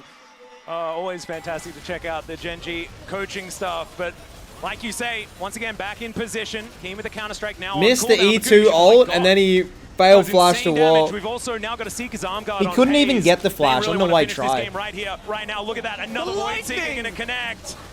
And Zap onto that Caitlyn. They can't walk up. Like, how are they supposed to stop this freight train from crashing into their base? Let it end. Gen.G have taken 2 inhibitors in a matter of seconds. It's a 10,000 gold lead plus here with this Hextech Sol and T1 once again. Here comes the throwing fight. out some grasping nature. They try to line up. Here comes the their fight. It is absolutely working. Pace is indeed unstoppable as Carrier goes down. The Killer Instinct is named well as theirs is his second one. The Lambs are spiking to keep them alive for now, but who's it healing? It's only healing Gen.G as they move to 1-1 in this series. Dominating game 2. Dominating. Yone ban this time. Wait, on blue side? Why ban Yone blue side? Still up, Skarner still up as well. Here comes the Ash picks. Skarner Jax, lock it. For BLG. We'll see whether that is exactly where Gen.G are going to go. Jax every game. Now the question is, Ari. based on the Harvest holding off. Faker didn't look comfortable against it. I can't wait for the same 5 champions. Holy shit. Oh wow, let's just run it back with the same games. Yeah, woo, same champs. Woo. Depends what he has planned. Could be something else here as well as that Ari Nocturne combo that they swept through Swiss with is going to be locked away. Canyon, he is sick. Ben Kindred, I think Kaisa, skirmishes, so Ben Vi or Sedge. Sedge. No, it has to be Vi ban. Just take that away from Ezreal's another, but I think the Ziggs makes a ton Oh, of they sense. leave Vi. They ban Fake. What does Faker play? Faker off Silas Yone. That's the 3 picks that they were happy to go with. Twitch ban is wild. But it's not going to be. I like this Gen.G draft. I really do. I think it's very solid. It makes a lot of sense in the context of how. I don't know who Faker's gonna play. He can't play Yasuo. From that mid lane, we'll see where T1 are going to go. Never mind. He can't play Yasuo. Could be an option. Yeah, Kali really and he's going to lock it in. I think if you were watching Worlds last year, you understand this is one of the ones that Faker's pretty good at. For think about it, I still think that they don't need to worry. And so it's relying on what the fuck is T1's comp? Concerned, but I think that the damage profile what is T1's comp? Just what is Lahen's going to pick here? This time the Blitzcrank is open. But it looks like instead they're going to go for something a lot more well-rounded. His role looked way better than his Leo. Let's lock in for game 3, 1-1 a series. Where the Akali can really struggle. Faker Akali is the interesting one for me. You need to log into your account on lollysports.com and earn unironically, and watch Worlds Live to earn I am a Faker Akali doubter. I really don't like when he plays Akali. I could be wrong. So you can hop on but I think Chovy is going to be having such a cruisy early game. Standing on a ward, and there are a lot of bad guys in the brush. He's dead. Oh no, there's the charm that crashed down as well. It's a dead. Who gets it? Who gets it? Hayes. He gets tier first base. And maybe that makes Faker's job a little bit harder. That ward so crucial. Spotting Zeus out. I don't think Chovy's flash was necessary. Wow, but he gets to stack his tier from level 1. That pick. And Gen.G start off game 3 with first blood. And Chovy's flash doesn't even matter all that much because it's Akali that he's laning against. Not a lot of kill threat in the first 5 levels. So he should be absolutely fine. Chovy E-start is kind of annoying, but kind of like the laning phase I don't think Faker punishes at all. Standard lanes here for likely the first time. Do have Pace now walking up. Tier from the start. Oh, God. Something you're going to be very happy about just in what it means for your spikes. Because obviously it doesn't really give you any combat stats early. And in this lane, Lahens and Pace are just playing to clear the waves, XP at creeps, I think. Maybe 2. And get to your items. 2 items for Ezreal is always the main breakpoint. From that point on, he only gets stronger. And we do see both junglers starting on opposite sides of the map, although Canyon, I think, started his Raptors, then path down. Whereas Owner just doing a full topside clear, maybe looking to impact this bot side. And these trades are actually really valuable because it could set up for a possible dive towards the bot side of the map. I will say, it's nice to see move away from the lane swap, only because while T1, I think, in the Swiss stage really had phenomenal execution on the lane swap, this, to me, is the bread and butter of Gumayusi and Carrier. Their 2v2 laning prowess has been so incredible. And while I think there's Summer, of course, question marks always when it comes to T1 and Summer, at this World Championship, watching this bot lane 2 versus 2 has been a joy to watch. And you're seeing it right now. They know the strength and the advantage they have. They don't care about the tier. They know that with this Ashe Renata, they can bully this duo as much as they like. Yeah, and I think that this is the biggest benefit of not having a lane swap this time around. And it's Careful. curious that Gen.G didn't decide to opt into it themselves. Maybe just saying that now that we've got a kill on our Ezreal, we're going to be okay. But a tier doesn't really give you a whole lot of stats. Still, the fact that the wave is going to be pushing out and Pays can pick up a bunch of the turret, that's gonna be okay. I feel like Chovy should have waited for 4 on that combo. Of the Orb of Deception after a couple of abilities go his way. Not going to be feeling too bad here as he's playing with his health bar into Chovy in this lane. Now the Ahri Akali matchup is pretty interesting because once you get to level 5, you can actually start winning out very easily on a lot of trades for the Akali, just because the bonus movement speed from the W makes it very easy to sidestep the E from coming out from the Ahri. The problem is when you go for the Electrocute over the Fleet Footwork, it's very easy for Chovy to kind of chip away at your HP bar when you're trying to farm, and it means the Faker's in this awkward spot where he now needs the wave to bounce back into him, which is happening, fortunately, but it's this weird, awkward middle ground where he's now relying on his Doran shield to kind of mitigate and heal back up in this midterm. He's trying to shove it's it. also, again, the grasp, and I do think that we have seen in the past players really get caught off guard by just the extra amount of health that can give you. Akali in particular plays around kill windows so well, but if your first couple of plays don't end up Wave is cooked actually for the Jax, but he can be really hard to play. He needs a base. Obviously, Canyon. How did Zayas get a tier without which is just basing? farm, and even though they don't spot him directly, if they see his top side, He got it and then ran back. We'll know that he's on the bot side of the map, but it's an early game Nocturne. Not really expecting a lot, but that does mean that Keen is actually in a really awkward spot. His wave state not needs looking this in, good, bro. already chunked to half, and Owner is on the top side of the map.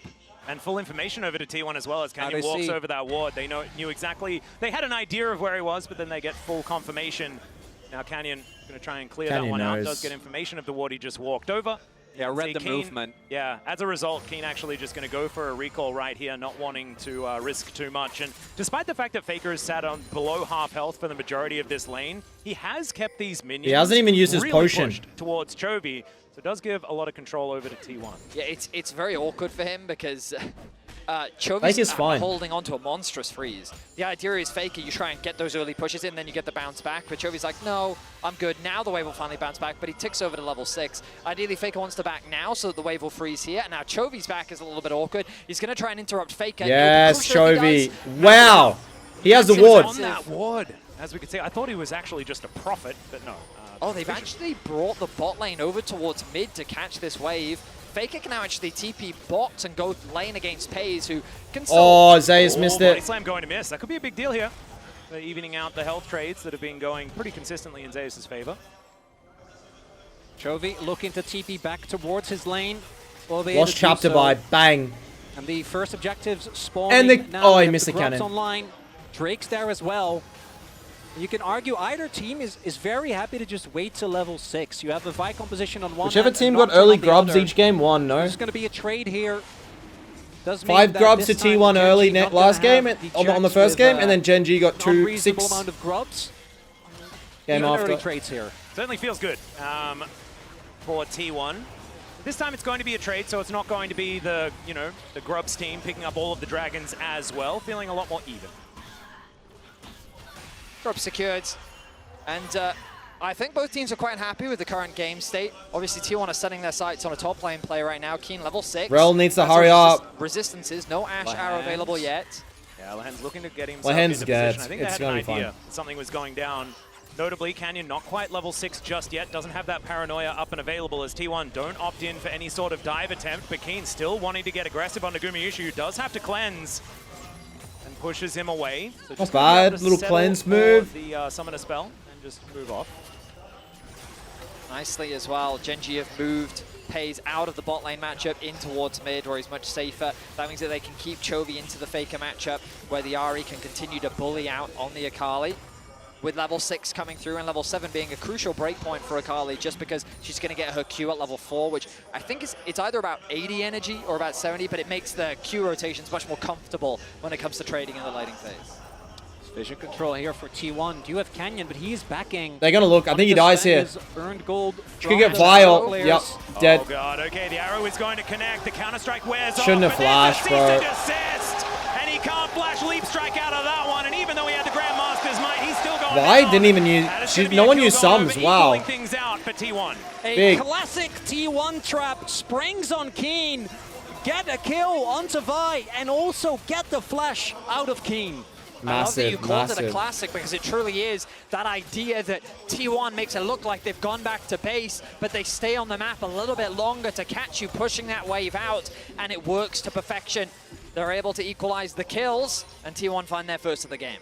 And I love this. I feel like it harkens back to something that Chovy was talking about in the tease earlier on. The fact that, you know, Faker was known so much for these mind games that he plays. I think it's all of T1 that does those mind games now. It used to be maybe a little bit too much with excessive Barons being started every single game. Becomes less of a mind game and more of a you do this every game. A bad habit, perhaps. Yeah, kind of. But they are always just trying to push these advantages, trying to find opportunities where their opponents don't have enough information to be able to do what they want. So really nicely done here from T1 to try and claw back a bit of control of this game. But right now, plate should be going over to Gen.G, to Chovy here.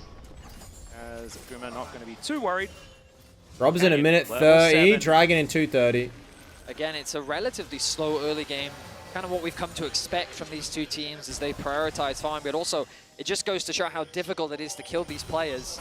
Like, there's a reason why Gumayushi went deathless for so long, and he still only got a single death to his name, even though Gen.G absolutely stomped. KDA. Yes, it is. Oh, you love that. And it's a situation where both teams just play the map very well. They're constantly fishing for opportunities. They're playing for these early plates. But who do you like at this point? 10 minutes in, chat. T1 Gen.G. become the next big point of contention. A minute away. Both junglers already setting up some vision around the top side of the map. Keen, I imagine he wants to get a quick base in before the objective spawns, but that could be a window for Guma to already then Feels push even. out mid and then set up on the top side river. I'm just trying to think compositionally who I prefer. On one hand, how is Gen.G going to be able to absorb? I feel like if T1 win one team fight, it's going to be pretty easy for them to snowball it. They got a good skirmish comp. He has owner. Oh, Start Cast him out. going to come on through here as Zes is looking to take the Got fight to Nocturnal. Keen. Does find some nice body slams. There's the slowdown as well. Leap strike just to try and escape, and you can see Canyon. Oh, he Don't was go too looking close. for a potential Oh! angle as Keen able to sidestep, but that does buy some They space. know Nocturne's waiting. Still, Owner not going to be committing because they didn't know exactly where Canyon was. That could have been a follow-up. I'm actually very surprised. Keen had no flash, and I Owner thought- with ulti was I in thought- range. I think he could have committed, but I guess because Keen hadn't used his E yet, they were hesitant to really fully commit to the play. Regardless, the damage was done. Zeus has already gone back to base. He's now back out onto the map before Keen has had an opportunity to, but Keen's TP is available. Are we giving 6 grubs? Just have to say, I think 6 grubs is going to be pretty valuable. Jack's TP behind. T1. They're fighting it. The teleport flank angle is coming in here. Keen, good position to start this one off. He's just beelining right in there. Paranoia comes down. They do throw out the ulti. Carrier trying to keep them at bay, and oh, They lose it. There goes Lahens, and now Faker is caught on to Keen. the Keen. Keen's gonna die too. Shuriken, Bang. And he's going to wait for the leap strike. There's the max range Q. Ladies and gentlemen. And that Faker. is Faker coming in huge, but it's the team response. Carrier from T1 Carrier carried the biggest fuck out of thing that. here. Wow. Chovy couldn't join that fight. I think Where Gen.G was Chovy? expecting them to back off when the Nocturnal came through, but T1 said, Where no, was Chovy? we can take it, and they take a big lead here in game number 3. We talked about how this composition is very much true to the style of T1, and their ability to take these early skirmishes wasn't there in game 2, but you can see how prepared they were. Why do we never get Owner and replays? Carrier were the focus at the start of the fight. Carrier, Show though, me. has the passive to be able to reborn. Oh, and then, of Chovy is course, also so has the deep ultimate bot. available too. Does So he even not though they TP? get collapsed on by every single side, the TP comes No in, double a nice TP. flash comes out. Carrier doesn't care that he's getting focused on the Gragas then arrives, and crucially, as you said, He doesn't Chovy have can't it. join the fight. Why the fuck was he Yeah, bot then and, with no Keen and TP? Lahens spent most of that fight fighting each other because of that hostile takeover that came in. Faker gorgeous on the 5-point strike there. You see T1 with Reckless in the back. Feeling pretty happy about this one. And Helper and Mata getting more and more stressed as this game goes on. Still, a lot of game left to play here. We are tied up in this series. Drakes See to whether Gen.G. can claw their way Down back to 2K an gold, even game though. state after Faker the came big in- lead has been Faker's gonna be about so strong this game now. 2.5K. Now the lead for T1. FaZe has got to have to do a lot of heavy lifting. A lot of the gold for Gen.G is on him, but into a Fett, Akali, and Owner also getting bigger and bigger. They're looking to punish Keen. Again, this Jax not having a great time. 4-man at the ready. All right, Canyon does have that Paranoia up and available. They know exactly where he is. Just eat the plates. This is a big gamble if Gen.G do decide to go for it once again. They're just gonna Chovy's eat the very plates, far away. yeah? This time has the teleport up and available. Nice little stun to come through there as Keen now with the Counter-Strike on cooldown. They're trying to deal with these waves, but another one conga lining in.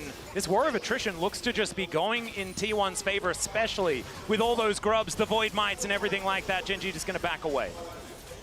Gen.G. Great team play by T1. We don't have to dive this. Jovi's piss stealing top. The only way with the range that Gen.G have that they can ever Jovi really get like push what, back one is if plate? they actually hard commit.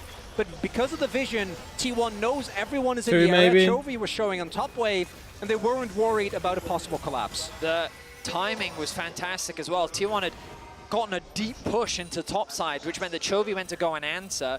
Bear in mind that he's a large part of Gen.G's wave clear, so while he's present top, it gives T1 the ability to force stack bot. They then keep Zeus in mid, he catches the wave there, and they don't really lose anything. Sure, Zeus lost like half a wave in the top side of the map, and crucially, Chovy does have an experience advantage over Faker, but he should be able to claw that back as long as he starts matching in the side lane. He's got his fully completed rocket belt, which means that he's now going to be a much more of a threat in the 1v1. It's telling that the Ahri, Nocturne, Jax composition doesn't want to fight for Herald. And they're when you down look at these so two much compositions, gold. It does really feel extremely volatile. Because they are both so short range, you really, once you find yourself in a deficit, have to be extremely clean with your fight selection.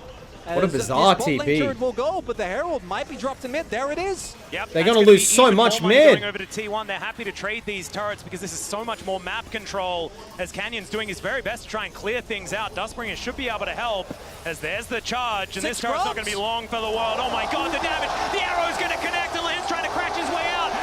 She says no. He has his bow primed, and it's another. Oh my god, Kyria! That's a smite coming through. Maybe it was a bait season assist, and it's a double kill.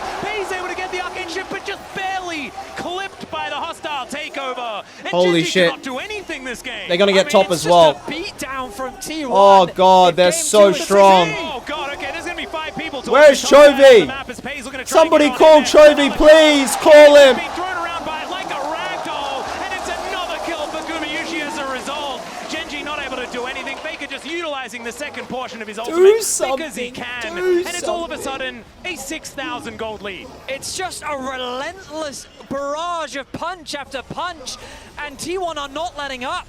They use the Herald mid, Lehends with a 6,000 collapsed on. The burst damage from Ona and Kuma mean that he drops first. And then look at this play. Canyon thinks that he can punish Carrier, but the way in which Ona turns this around connects Carrier the bait ult that? to follow. The Ash passive is stacked, and they're able to get a double for Kuma. And what's crazy is they didn't even slow down there because Faker was pushing out the top wave. They turn to top, they get that objective as well. They get another kill. It's gone from bad to worse for Gen.G in this one. But It's only 5k T1 gold behind. really We can come back from this that. Bounce back was Surely real. Ahri Into can this do damage. series, they'd only played on blue side one time. This is the third time they've Mid been lane on is blue 0 side. gold gap. They're both This, at 0 whole gold worlds, lead. which is kind of crazy Hilarious. to me because they do love this side of the map, and they are demonstrating to us that in this series, So Jax it probably is not wants to going hit an be any item at different. like at least at some What point. I'm trying to get to here is that we might have 5 games, and that'd be super cool. T1, when they are playing a comp that feels like it fits them versus the T1 that is on something like we saw last game is night and day. I mean, there is like a perfect example for this. We have the stats for Keen on Jax in the last game. If you compare that to what he's doing now in this game, it is absolutely night and day. And Zeus on this Gragas, Does somebody have the stats of blue side versus red side win rate at Worlds, guys? He's going to get tagged by that arrow. Still, there was no one there to follow up. So he's just going to be denied a turret take. That's going to be down very, very low, but still not going to be the money going over to Gen.G. Look how scared they have to play as well. And the only saving grace for Gen.G, which by itself is not enough, is that they do have 2 dragons. The problem is you're playing into T1, and we all know that as soon as the Baron is online, they're going to just start pulling it consistently. This Drake, obviously Gen.G, never going to contest, but I don't think Gen.G is ever going to give, or T1 rather, is ever going to give Gen.G the opportunity to get to the point where these gold leads matters less, right? When you have the 2 items on pace, when Chovy can get to a next item. Jax 1 item. Oh boy. Yep, it's going to continue not being very possible to be able to help him! Someone help him! And if Faker gets into the shroud, Zay's going to follow up the kill, and now Faker is looking to try and get in there for more. Dashing after Canyon and Keen here. It is just oh my Faker fucking god, Faker's locked. See, they make their way in. The paranoia I can't comes watch. down. Decent little utilization of the Counter-Strike, but Faker's going to get another kill. Hostile takeover means Keen is dead at the same time. And Pay's almost hit by that handshake. It could have been worse. Oh, they're doing it again. They're doing it again. He's doing it again. Just run through Gen.G once more. There is no Baron for them to get. 18 minutes in, and they are slaughtering Gen.G. Oh, Chovy, you're doing it again to me, bro. We're meant to have a reunion at Worlds next week. Yeah. It's 9-1. 6.5k gold lead here.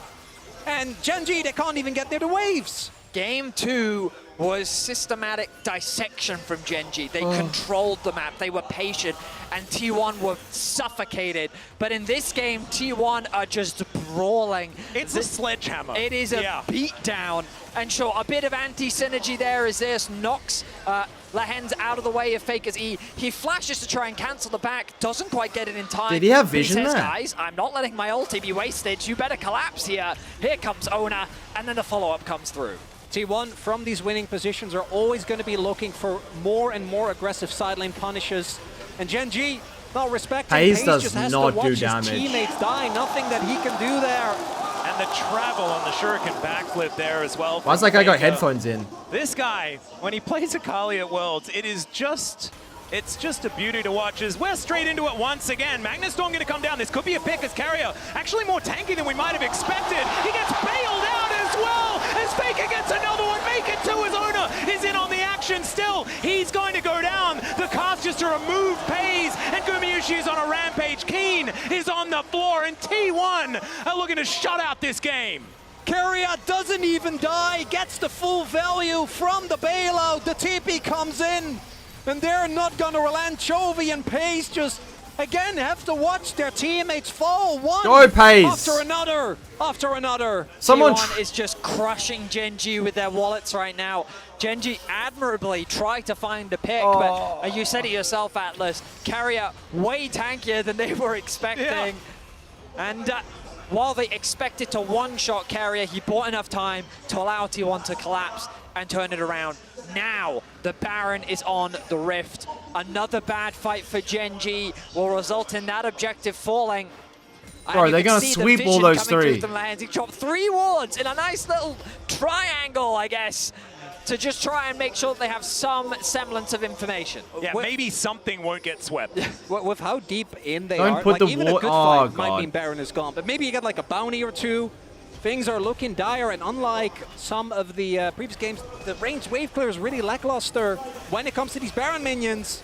Oh, handshake going to connect there. Not a lot of follow-up on Delahens as they didn't have a lot of Please, information. Gen.G, don't go down like is this. the prize that they're looking for, but it's going to get reset, and it looks like Ona should be able to take control of it. Into the Shroud goes Faker. Now Paranoia. They think they might have them where they want them. As over the wall goes Chovy's got Chovy gets one. They take down Guma to start off the fight, but it has to be paid for by Keen. Now a 4 versus 4 as T1 look to rally back into position. Can they win the fight? Chill, Without Guma is the question. He's so much of their consistent damage. Is now Chovy dancing around, not able to find too much more, and T1 back away. You're completely right, Atlas. Losing Wait Guma a minute. is a lot of the damage gone. Wait a minute. So T1 have to be a lot more careful. Faker had his ultimate available, but they chose not to take the fight any longer. Wait a minute. Crucial flank from Chovy. He's Chovstar. been largely invisible in this game, quietly farming on the side. But He you might look at his arrive. itemization, he is on. I mean, he's ahead of Faker in terms of itemization. So there is Look at the gold still difference. avenues for I Gen.G won't to look turn this above at the around, top. but they I'm need not to find looking. more picks like this. A very deep TP starts this off, and it's hard to respond for T1 because they don't have the vision. The Nocturne denies them so much, but this is where the wallets come through. Even with the carry being taken out immediately, Gen.G don't really have an opportunity to chase further, because if they get another kill there onto maybe Faker, you turn it into a Baron, the game might be playable. That's the same fucking, that's the same one they used at the start. They're replaying clips. Yeah, Faker actually looking for Chovy here as he gets into the Shroud. The rest of T1 now moving up the arrow, not going to connect. Chovy ult up in 2, 1 up. Away. Now it's Zeus' turn to start a bit of an engage with a body slam. And this push and pull, Gen.G putting that phalanx back together. All about this Baron right now. No one really being able to get too much ground. Crucially, the Dragon is completely exposed. The bot wave has been pushed in by T1. Faker commits his ultimate to try They get and force inside something out route, from they get Chovy, mid but he tower. holds his nerve, doesn't get dissuaded, still has his ulti available, but the problem is all of Gen.G was shepherded to the top side of the map, leaving the mid lane exposed. T1 get the objective, and now they can turn to the Dragon. True Shot Barrage is going to spot that that's exactly what T1 are intending. Only going to start that one up, but you can see Keen so far away Why does from Pays this have, like, on that no bottom side of the items? map, and it's because the map is so incredibly wide and dark that it's very difficult for Gen.G to get down there as Lahen's trying to set a trap here for anyone who unwittingly moves towards his top side. The Drake will just be taken here, evening out that count 2 for 2, but next one going to be very, very scary because a 4 Drake Hextech Soul sounds... Spectators, what the fuck are you doing? Shattering Strike going to get a fair bit of value here, but Lahen's still in a whole lot of trouble as Faker looking for them. Still dashing forward as the paranoia does come down. The stun is gorgeous. The execution is perfect, and now... Bro, the spectator followed the fucking Ash pork shot They play it slow. They accept when they set up a that they're pick. going to take that pick, and they're looking for more now as far as control of this map. You got to remember that T1 just took a dragon. They need to get the resets through. Crucially, in all of this, while the trap was turned on its head, notice that Chovy has a 2-level lead over Faker. He has been over-grouping, and he has been denied a lot of farm. Even that top wave just now, he conceded over to Zeus to make sure that he was getting the resources. And while there are advantages across the board, Chovy becomes needs the ult sole again. win condition for Gen.G. If he's able to find those picks, if he can T1 find fuck up opportunity, one then fight there is and an Gen.G avenue get back some into this bounties, game they for can Gen.G. win. And while the Baron damage for T1 is pretty solid, right? You have Vi passive, you have Gumayushi who will shred through it fairly quickly. Guma gonna IE soon, it's though. so hard to deny Nocturne access to the pit. And we saw T1 themselves show that a single Baron steal can be enough to turn a game on its head. And Blast T1, some gauntlet. I imagine it's going to be looking, unless they get a really good Baron opportunity, just start stacking these Drakes, because the Baron actually does a ton of damage, even as we get this late into the game. You gotta have to really respect it. Not really the same for the Dragons, but that, even if you end up going for that, as dangerous as a 4 Drake Hextech Soul is, that's 8.5 minutes from now. And at that point, the gold lead isn't going to be quite as useful. I think T1, they're going to look for a pick onto someone, turn that into Baron, and truly break the back of Gen.G. Well, Chovy hasn't been back to base in what feels like a decent amount of time because he's been sitting on exactly these items for the last, what feels like 7 minutes or something like that. But now Gen.G are poised. They're in their jungle, understanding that T1 do want to look for this Baron. Shove top, They do have shove control mid. vision of the area. They can get Keep over these the blue walls pretty trinket. comfortably. Zona going to dive into the back of the pit, take down that ward, and now T1 are going to start this one up. They're on it. Paranoia They're on can it. get They're on Kenny it. into that Blue pit trinket. anytime he Blue wants. trinket. They do need to get vision of it. They find that vision right now, They and got on it T1 too early. immediately back away. The amount of respect being shown this game is incredibly high. T1 not wanting to give an inch. They can just keep doing this, though. Keep forcing cooldowns. Eventually, Gen.G is going to run out of wards, run out of scryers, and they are going to have to face check. They don't have the blue trinket on. Chovy sees a big bot lane wave. He's out of that. But it is unavailable. It's the only one on their side. There They you also, go. Ezreal, just to Wait. check. Yep, that Bloodthirster on Ash T1 are now. playing with the pressure that they have well, forcing Gen.G into this uncomfortable position. Resets have come through from T1. Vision replenished now for Carrier as he makes his way back out onto the map. Faker going to go and catch the bot wave as Chovy gets ever closer to level 16. Can Gen.G win it from here? Only picks up a needlessly large rod, so maybe it hadn't been as long as I thought. The It's a intensity of the game might be Chovy gonna get Grump as well, maybe? It's a surprisingly tense game, considering the gold deficit. Right. I thought that T1 was Gen.G winning this find game at themselves 20. in. And I really do think it's because you just keep looking at Chovy, you see how strong he is on this Ahri, and you have to respect it. But Ahri doesn't even T1 do though, damage, bro. doing what they've done all game. They move into Gen.G's jungle and say, by the way, this belongs to us. Please vacate the premises as we take all of your jungle camps. Yeah, and this is the thing. This is the slowly but surely drawing out the advantage, right? Pays This is the needs safe items, way, bro. Like, he to win the needs game. another- he needs T1 have Sojin. been known to take some liberties as far as advantages are concerned. Oh, yeah. And this time around, not necessarily doing so as much. But what it's doing is giving Pays time to get farm, giving Chovy time to get more levels and farm himself. And so maybe when Pays has 3 items, Chovy has 3 items, that could be a time where 100%. a fight can be better here for Gen.G. But I still think that T1 have a lot of great tools in these team fights. Ono has later a on. 3K CS on his Gragas gold has lead. made What magic the happen. T1 fuck? and on his Akali needs no introduction. And Gumayushi on this champion, Fake is that gonna- if given I mean, the space, can really lose Chovy's gonna control. have Hourglass. I think that this is a recipe for success for T1 unless Gen.G does something miraculous. I love that you said T1 on the Chovy Hourglass as opposed to Faker done. on Akali, which actually sorry, is it's synonymous, it's right? fair, it's synonymous. It's perfect. And the level 60 now hit, as you pointed out, Vadi Chova's getting those 3 items hit. And it's really weird because A lot of I do items feel are in. like T1 I think was absolutely T1 played demolishing this game. horribly, I still Gen.G think they are can highly win favored in this. game. They're gonna get Yeah, the of soul course. point. And I don't think Gen.G really has anything that they can do about I think that. you wait for Ezreal 3 items. But there's got to be a point where the inhibs have to start falling, or the Baron has to be threatened. As the check comes through, obviously quite early, But not really going to spot those anything. 2 dragons were so valuable because it kind of just bought them time. They can choose to concede this objective as well. The top wave being pushed in, Gen.G playing the side lanes infinitely stacking. methodically. They're not over-forcing their hand. And I mean, you're going to have to do fucking something eventually. It felt like that we were going round for round in a boxing match, and T1 was just generating point after point after See point. ya. This Nocturne Now we're is kind of in this useless. back and Jack's forth. A lot of useless. dodging's been happening, and Gen.G have been able to stall out enough where it feels like their stamina has been regained, and a single good 3 punch items. from them could be enough to swing the whole game. Especially now, that third item does come through here for Pays. 1 level gap for Zeus. 2 level gaps for Owner.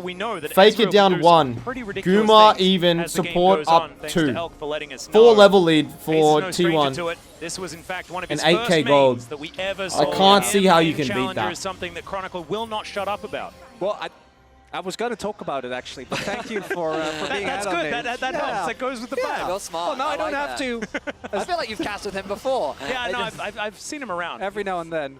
He looks like an imposter. He looks like Chronicler from back in the LCK, but he's got this moustache, so it can't be him. Machine Gun Ezreal T1 Q. desperately tries to catch someone of Gen.G off guard. For T1 though, the guarantee of the next Drake setup is amazing because Gen.G has only 2 Drakes, so they can very happily give that up. Whereas Gen.G 100% is going to have to play towards that Soul. I know that in theory you can do the, okay, you get Soul, we get Baron, but it's Hextech Soul. We saw in the Just previous rush a game Baz. how hard the game becomes YOLO. to play out. And Guma's volleys alone are going to be an absolute nuisance if you're trying to play, particularly if you're trying to play very far forward, very aggressively. The slow makes it so hard. Gen.G still setting up these traps, but it's so easy for T1 to check. Yeah, Hawkshot is a pretty powerful ability. True Shot Barrage not going to find any joy here as Faker on a flank angle taking control of the mid lane, and you've got the split. Someone pushing farm top. Gragas. That Greg is nimble running the map. man moving in the bottom lane, trying to put pressure on Gen.G. I don't know if you guys ever get this, but I have this weird feeling that Chovy's going to do something really crazy. Like in your waters? Owner. Oh yeah, Owner was thinking about it. The arrow is going to go wide, but still Spirit Rush has to be invested as Pays gets caught by Handshake, and now over the wall Wait, they go, but Owner does might Owner be die? going a little bit too far. You've got Zayas coming Someone in. save Pays! Speaking of heroes, Faker finds Pays, but not enough damage. Lahens, the first to go down in the exchange, and now Gen.G are scattered. Pays is dead, and Zayas says, you cannot take this belly. It's going to be Canyon that goes down next. And Wow, T1 Vedius, really will nice take feeling down there, this bro. inhibitor. Way to It took jinx a us. little while, but I think they're just going to move through and win Game 3. And all that tension deflates as the turn around is found. T1 not going to let Gen.G Oh wow, claw I their way really back in think this I game. think Chovy's Canyon gonna do something tries here. to flash just to clear the wave. Yeah, King desperately trying to hold him, but he cannot. And now it's Chovy left on his lonesome. He's going to need to be that hero as these minions are going to now join these Nexus turrets. Lahens just trying to buy some time, and he knows that this game is over. Chovy just trying to get back to his fountain. Goes golden along. Die, Faker! No! No! Not like that! Don't do him like that! Exemplified by their mid laner on the fountain. We got blue side, comfort zone. Let's go game 5. They're gonna go Ash here. We're changing it up. Pick it. Pick it. Pick it. Pick the Ash. It's proven to be very effective, but also what is the answer into it? Because Now Revolve, what? Jin Now would be his what? likely response, Now what something do you like do? the King. Jack Sedge? And I was Oh, going to say, Varus. that this is something that we've Guma steals Varus. Barons, steals hearts. Pick Skarner and move on, buddy. We know what's gonna Skarner happen. could be a great pick away, and he is going to lock that one in. Shall we go Nidalee Canyon? He's smiling. Nidalee baby. Nidalee baby. Nidalee baby. Nidalee baby. You gotta go Jax into a Trist. Sante gone. What else is open top? Rumble? You need a frontliner. That it's such a safe top lane Can't pick, go Rumble. just in Maybe general, Nah, in but Keen's Nah's... hands, it's also a devastating carry threat that you don't want to run the risk of him getting. Now on the side of Gen.G, there's bot lane. Ooh, Bard gone. Playmaking for Carry. Oriana Feels gone. most likely here is Imagine Faker goes his That's ear. something that I don't think they necessarily want to go towards. Don't They're go gonna Ari. save the carry a counter pick, and this shouldn't come as a surprise. I do worry about the Ari, as we have seen it be... Playing Poppy towards top. team fighting as well. What are we Is he doing? looking- What are we doing? What are we He's doing? going to lock in the Maokai anyway. Oh, keeping it a flex. You're right. So they don't know what's... What is carrier Is it a pike pick? angle? No, it's not a pike angle. I don't know whether it is. No, it's not a pike Oh, angle. yeah, No, yeah, it's yeah, not. It is. It's a pike angle. Always a pike angle! For Carrier it is. Those bone skewers are targeted for this guy. Watching that series blew my mind. Vadius, I'm so glad that you had your finger on the pulse there, because this could be fireworks on the bottom side of the map. Gen.G certainly with some experimentation here right now. It looks like the Maokai is going to be going into the spot. Keen will be taking the poppy into the Jackson that Keen has played around before. Chovy, we're in trouble, bro. You just have a little bit of a lull before you come back up against. Like the Oh, smoke of the and they ocean. know. Spotted They. with the sweeper. I think they Yeah. spotted each other. Information now going over his bonus. He's going to pull pace in. He has to flash. And T1 outplayed him. The invaders come through from Gen.G though. Canyon going to be able to steal away this buff. We'll see how Owner responds as we get standard Oh my matchups. god. Now this bot lane I feel is very volatile. Varus Bot is lanes dying level typically give 2. you a lot of control and There is power, but nothing you Varus can do about is it. a lane bully in his own right. His E gives him a lot of control over the lane in the similar way that the volley does. So the Ashe. I mean, the Meanwhile, Ashe in is the dead, mid lane, sorry. Chovy leveraging his pro. We talked about how important that is for the Nidalee. As the blue is taken away, Canyon returns to his side of the jungle. I think we're going to need to see another Chovying performance. Much like we saw in Game 5 against FlyQuest on his Smolder, we're going to need to see absolute domination, stay ahead of the curve, make sure that these items come in at exactly the right times. All right, Carrier finding the Bone Skewer onto the hands. That's another flash.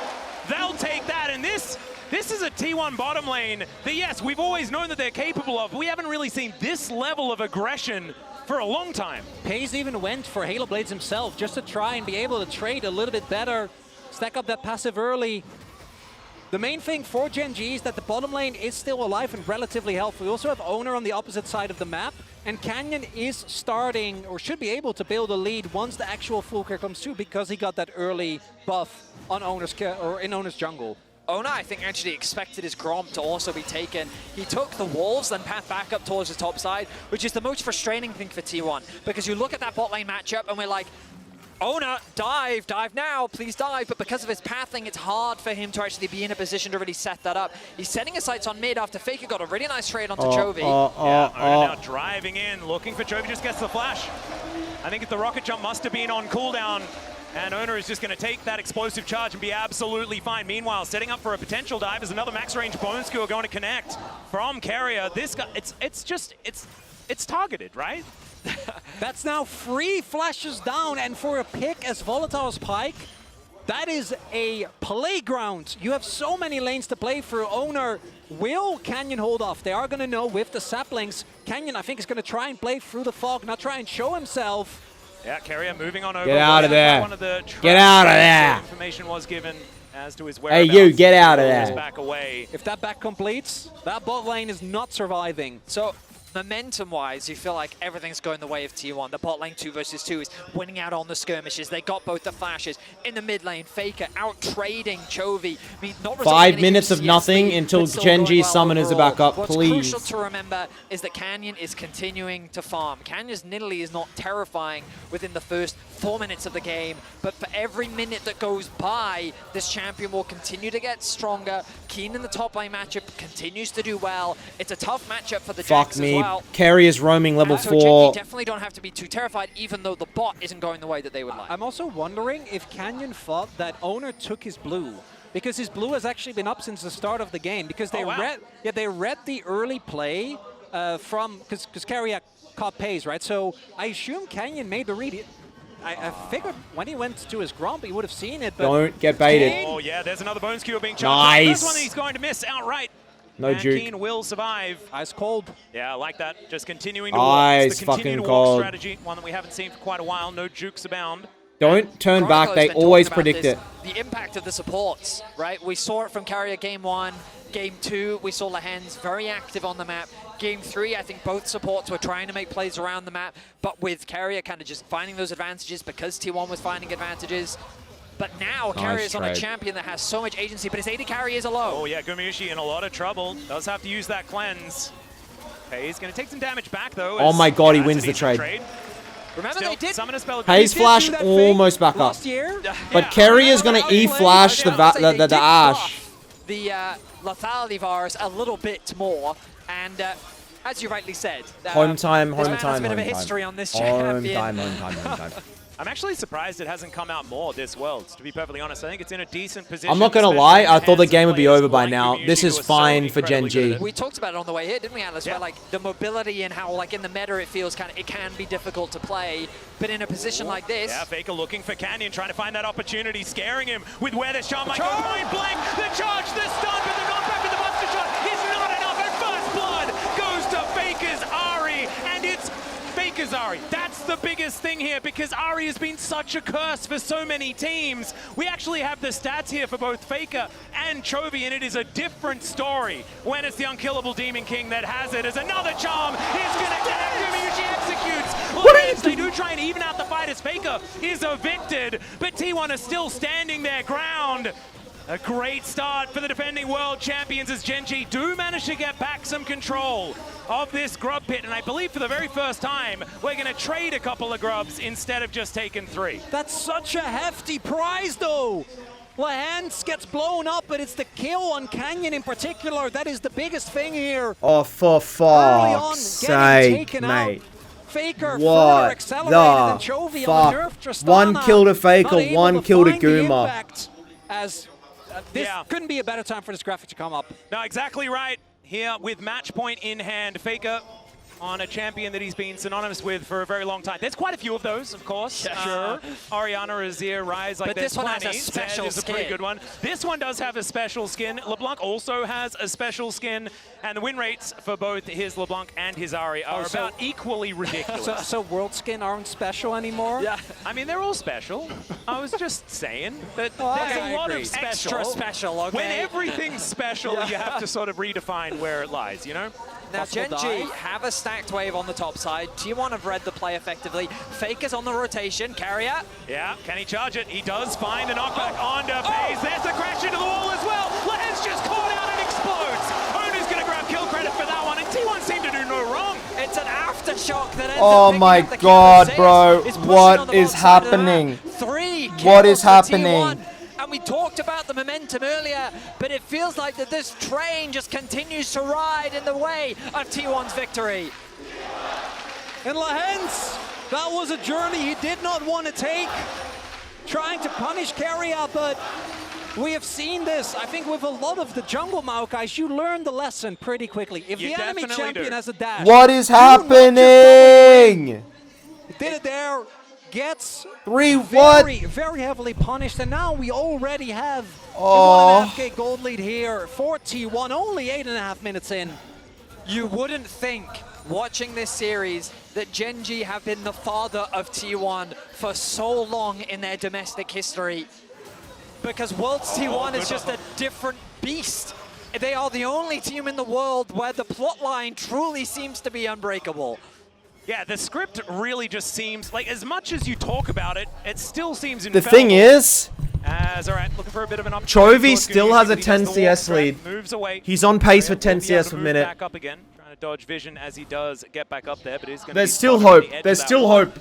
If anyone can do it, oh my God, Chovy can still do it. Of slightly less action as we look towards maybe a dragon take. Of course, that hasn't been looked at. Alright, so just let me yet. look. Top Still lane is 10 minutes behind. into the game. Okay, Be a relatively jungle late is one. behind And on a one thing to do, scar. keep in Mid mind lane. is that this game still feels less lane. explosive than the previous Pyke game we saw. And T1 did have some issues closing that one out. They Pyke, did. As good as Pyke is, and as for as long as we've seen Carrier play Oh this, my God, this is time the game state that you want, and I think we need to see more objectives, right? Like, I think the gold alone is nice, but I want to see dragons being taken early, and I want to see that Rift Herald take down that mid lane, because the moment that control of the map is ceded and vision starts to drop, that's when the Pyke feels unpunishable. And I also think that this whole series has been about who can play the game plan that they wanted to Worlds play coming may out of the be draft. scripted. And I don't think that either team is being denied Worlds just may yet. be- it- In the shellackings that we Gen.G had, were games paid off 2 and 3, billions it's of dollars because to get Gen.G and T1 to both finals for enabled viewership. Their win It- conditions it- so I incredibly can't- well. like, it may- This time I around, need- we haven't quite seen that happen something just needs yet. to be Still an opportunity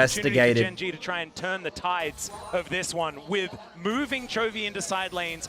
obliterating these turrets and creating leads that way. The only problem for Gen.G right now is they're not in a great position for Grubs. They have just secured the Dragon, which is a nice pickup for sure. However, on the top side of the map is T1's bot lane. Zeus does have the TP available. We're not getting a single Grub. Available at the very least in a few seconds. So this is going to be a Can Ash launch an arrow? Meaning the 4 Grubs will go in the favor of T1. Don't let it go. No possible contest. Gen.G stabilize. Gen.G stabilize. Early objectives. And a Tristana composition that stabilize. Yep, quite rough, and there is vision. Gen.G obviously knew that this was happening. Oh, Carrier looking for a bone skewer on his on Keen there towards the top side. Canyon pathing back towards top, ready for a potential dive. Knows that Keen needs to catch this wave.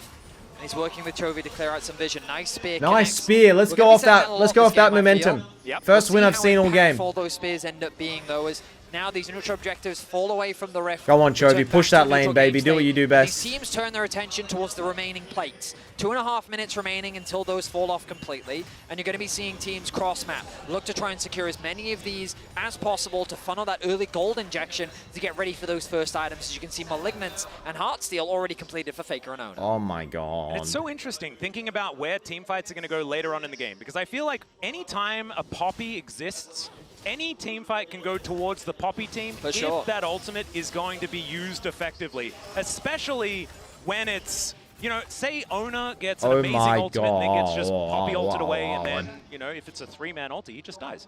That could be kind of funny. Certainly some interactions that could work out there, but it really does change the tide of how this game is going to work. There's also a lot of champions on T1 that rely on their mobility. Guys, can we get him off our fucking turret? Obvious one, but even for Ahri, it's the case. As I don't know if they really have an angle. They don't have any vision, so they don't want to risk it. 2v2 could not go their way, but the fact that the Maokai, even with Lahens having a really rough performance so far, in team fights, in theory, should be able to do something like, look at the game state, look at the map state. Carrier is everywhere. Paze just keeps having to drop waves. Owner's looking for a possible punish now, and reinforcement on the bay. I don't know if they're in time. Flash has to come out because those Chains of Corruptions would have just killed Paze, especially with a What do we do to win? his way in. What does Gen.G do to win? The summoner spell on what do we do to win? Partner. Still, just plates going over for T1. As, man, that bone skewer very, very close to lopping down the tree. Oh, wait a minute, though. Chovy has a CS lead. Actually, that's the perfect terminology. And he's going to get an auto on the bot lane turret. Going to be the next objective that Lobbing will be commencing. We'll see who gets that objective. As right now, the T1 members are resetting. Vision needs to be replenished. Gold needs to be spent. Gen.G going to push out these waves. We'll give them initial access to the topside river, but it means that they haven't had that opportunity to base, spend some gold, and look at those items between the 280 carries. No Blade of the Ruin King completed yet for Paze, or even Static Shiv, rather, I should say. And we'll see what direction he goes as... Yeah, and getting Gumayusi onto that single item before Paze gets there as well. We know what this guy can do with his Varus. Bike falls off, right? Just exceptionally strong on this pick. Is going to be annoying. And like you were saying, this guy is pretty good on Varus, as we can see. Get it off my screen! Yes. Get it off! This feels like a Hail Mary here for Gen.G. If they lose can't this start fight, a Baron though, because Gumayushi's on Varus, like we were talking about. You can't do that. We're talking about plot armor. I mean, that's just a bridge too far. And now Owner is just trying to bully them out of the area. Faker's actually gone back to base. He does have the TP available. He's going to commit it now to the top tower. Might even be able to grab an outer before he makes that. If he lands this, she'll be able to lock it in as Keen gets in there before the arrow does come down. Slightly mistimed, but yeah. Fuck, why are we flipping? Why are we flipping to Herald? The top lane died in. They are taking control of the lane. Wrap it up. As Gen.G are committing onto this Rift Herald. This is fucking ridiculous. He's just dead. There's nothing he can do, but Keen gets rid of 2, and now Faker, he's able to dance his way out. Carrier, he's burning, but he should be absolutely fine. Regens that health. For a Herald! And Chovy still in a little bit of trouble. For a Herald! At the same time, they take the Rift Herald, but at what cost? Pathetic! Too much cost. They give up 2 turrets. A kill goes over again. And the Herald alone is never going to be able to recuperate all that loss. Oh, we're never going to recuperate. Devastating position for Gen.G to be in. The lane economy snapshot represents the difference in gold right now. I would say there's an economic advantage for T1. That there is. And T1, they do sacrifice the Herald. It was an awkward position for them to really get in because of the Maokai ultimate, but they secured the top tower, they secured the mid tower. Honestly, T1 was a little greedy even trying to contest that because Chovy's down, CS! Committed both top and mid to securing those outer towers. They got level 11, and then I thought they were trying to collapse. But of course, getting a pick is still worth it after securing those objectives. Second dragon of the game will go towards T1, equalizing that up. But the goal difference is the most crucial thing. Oh God, another one. We got the big souls in this series, and also this means that we've got hex gates, so teams can fight a whole lot more Pike than with they hex otherwise gates, would. yeah, It also gives you a sick. little bit of leeway in your movement around the map as well. Can certainly feel good to try and snowball things further forward. I also have to apologize, my AD carry animation, Kraken Slayer, secured for Pays. Gonna be the first item, a valuable first item, of course, the additional attack speed, but it still doesn't solve the problem of Into This Jax. We've already seen Captain. how AD carries fare when playing Into This in game 2. When Oh, T1 Captain, tried to thank you for the handle tier double AD 1. carry into the Jax. But the presence that Zeus is going to be providing in these It's a drop fights in is gonna make it an very ocean to difficult for recuperate Chovy these and Pays losses, to but play I optimally. appreciate it. Oh man, T1 going to be able to clean up the last remaining outer turret here as well. Faker going to claim credit for that one on his fuck Ari. me. Now looking for a back angle. Is he going Oh my interesting itemization here? A little bit God. of a stretch away from what we have seen otherwise as the Lichbane does come through.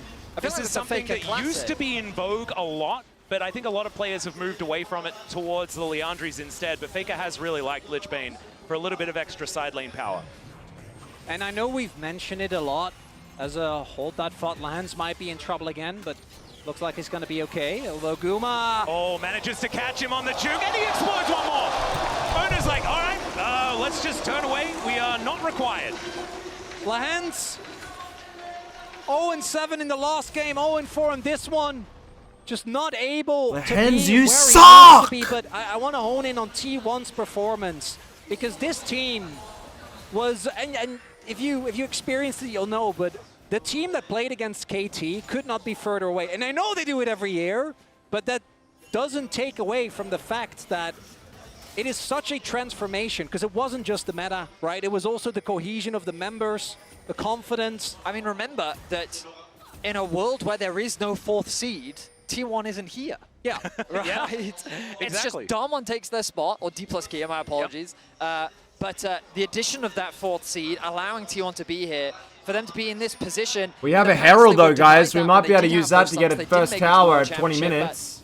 They are an organization, and that man in the mid lane is a player that has never missed a semi-final. And is on- also, if they manage to win here this year, it's 2 4th seeds from the LCK winning in the last 3 years. That's kind of insane. That's Yep. even a thing we can talk about. You guys need to stop. We are getting a bit ahead of ourselves. We are definitely getting ahead of ourselves. T1 fans are definitely getting nervous. I apologize. I know I'm like not even allowed to tweet about this team anymore, if you know that. But the as soon point as I say is- anything positive, they lose. The reality is that the position that they're even in is already in and of itself ridiculous considering the path Indeed. that they took to get here, which is why their performance right now should be reveled given how well they've been able to level up. Now, All as you it rightly takes said, is one 5-0 mistake the from score, the lead T1. that they have, 5K is the gold lead, Baron spawns in 50 seconds, Dragon in a minute 50. One Gen.G mistake. still have elements, they still have tools to turn the game That's around. maybe It two all comes down to mistakes, whether or not they actually. can punish T1 One might for not their be enough. mistakes, Maybe and they can 3. find a good angle to turn these fights in their Honestly, we need a whole fucking Gen.G list of has been mistakes. pushed many times this year. But we got this Herald, and we lost the game. We got the Herald. Let's see how good we see if we utilize it. Oh, Faker looking for the chant, doesn't get it. On to Canyon there, but gets the true damage on that Orbit Deception. Go in, Lahens. Lahens allowed to drive once again. I don't know Go in. about it as he gets pulled back immediately, but he's able to absorb a lot of it still. The answering impale is so good. The arrow is going to connect onto the backline, onto Carrier to deny him bone skewering anyone forward. Land spears. And Gen.G, I mean, it was dangerous, but they Fuck get out me. of there after the charge, just not earning that much. A very tense back and forth as T1 is able to protect their mid-tier 1. Gen.G, the idea was pretty promising there. The Ash Arrow didn't actually connect onto the Skarner. If it had slightly further away from the tower, that could have been an opportunity for Gen.G at the very least to get a pick. But it connects onto Carrier. Wait a on the minute. backline, which they really couldn't Chovy's follow up on. he's Ultimately, though, almost no one got a ends up CS dropping. lead again and a top Gen.G lane have tower. Good setup for this top tower, but the team is Dive, committed and they dive, dive. We'll see. It's going to be a fair bit of damage onto Dive! this. Spear is going to be coming out perfectly. There's the twisted advance. The charm goes. Shut down. Is dead. That is going to be Canyon taking him down, but it's now Zeus trying to be the hero. He catches Canyon with the counter-strike stun, and he's under the wrong turret. Lahan's going to go down for the 5th time, and it's a double for the other solo lane. And they may have got Faker, but this is what he does. He baits them into death, and it's Baron started for T1. Oh, we're ending mid. We're ending mid. This one before you think you catch Faker in the side lane, and Gen.G, they know they can't contest this Baron. They're just TPing to mid to try and get something in return. Oh, we get mid lane tier Gen.G 2. just wanted the tower. Faker TP's in. They sit there and say to themselves, this should be an easy pick. His ulti wasn't off cooldown. But Yeah, but let's build a locket was against the Pike, crucial. bro. Nice. Gen.G, I don't think you can do this dragon. Is there a TP They're gonna available? start it, but the collapse is coming through. Faker's back out onto the map. Zeus as well. It's gone. All right. It's gone. It's Gen.G gone. do manage to make their way back out. As Keen also trying to get back, but man, this is only the start of the devastation. We've got 2.5 minutes of We got T1 2.5 minutes of They're fucking gonna start by Baron. trying to take down this dragon. With the resets coming through from Gen.G, there's not going to be an opportunity.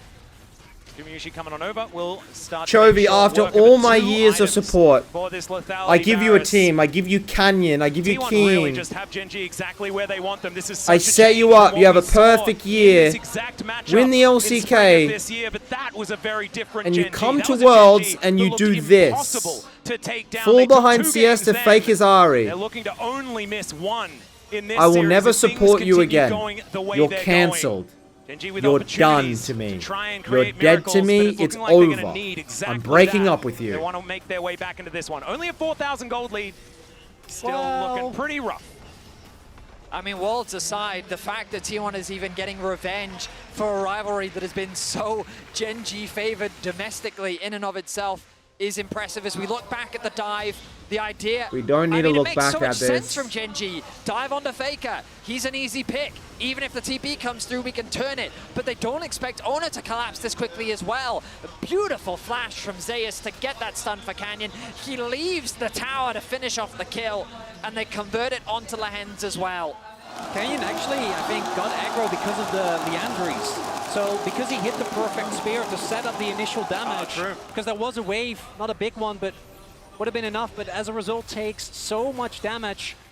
Baron still here for another minute. Gen.G just desperately clinging on to their world's dreams. Steadfast presence now on cooldown for a little while as T1 look to set up a 5-man siege on this inner turret. At 23 minutes, sieging is quite difficult unless the Bone Skewer comes through. The arrow is denied by the ulti from Wait. Keen, but now with only 2 stragglers here, Zeus is dead. Will explode. It's Canyon that locks up the kill as Keen. Carry is dead. Once again, Pei is able to take down Carrier, but it's Gumayusi standing tall and taking down Keen. Still a positive trade for Gen.G is still huge news. Keen actually diving in there, denied the Wait. ultimate from Carrier. Otherwise, Carrier maybe could have gotten the Wait. resets. But because Keen jumped to his Lift, death, Chovy, no lift! resets for Carrier. He ends up getting focus going down, and it's not enough. But You're down 2K gold, lift! Gen.G held on, tenuous for so long. T1 have shown tendencies at this I World thought Championship Carrier to would pentakill overforce. here. They throw the Ult's ultimate 2 out, a away. beautiful response from Wow. Keen to create a numbers advantage. They have the confidence then to turn it back as they get a Who kill got onto that Zeus. kill? And you'll see it Shut this down. play. Nicely Carrier done from dead. Keen to avoid the resets from Carrier. He knows how dangerous that could have been.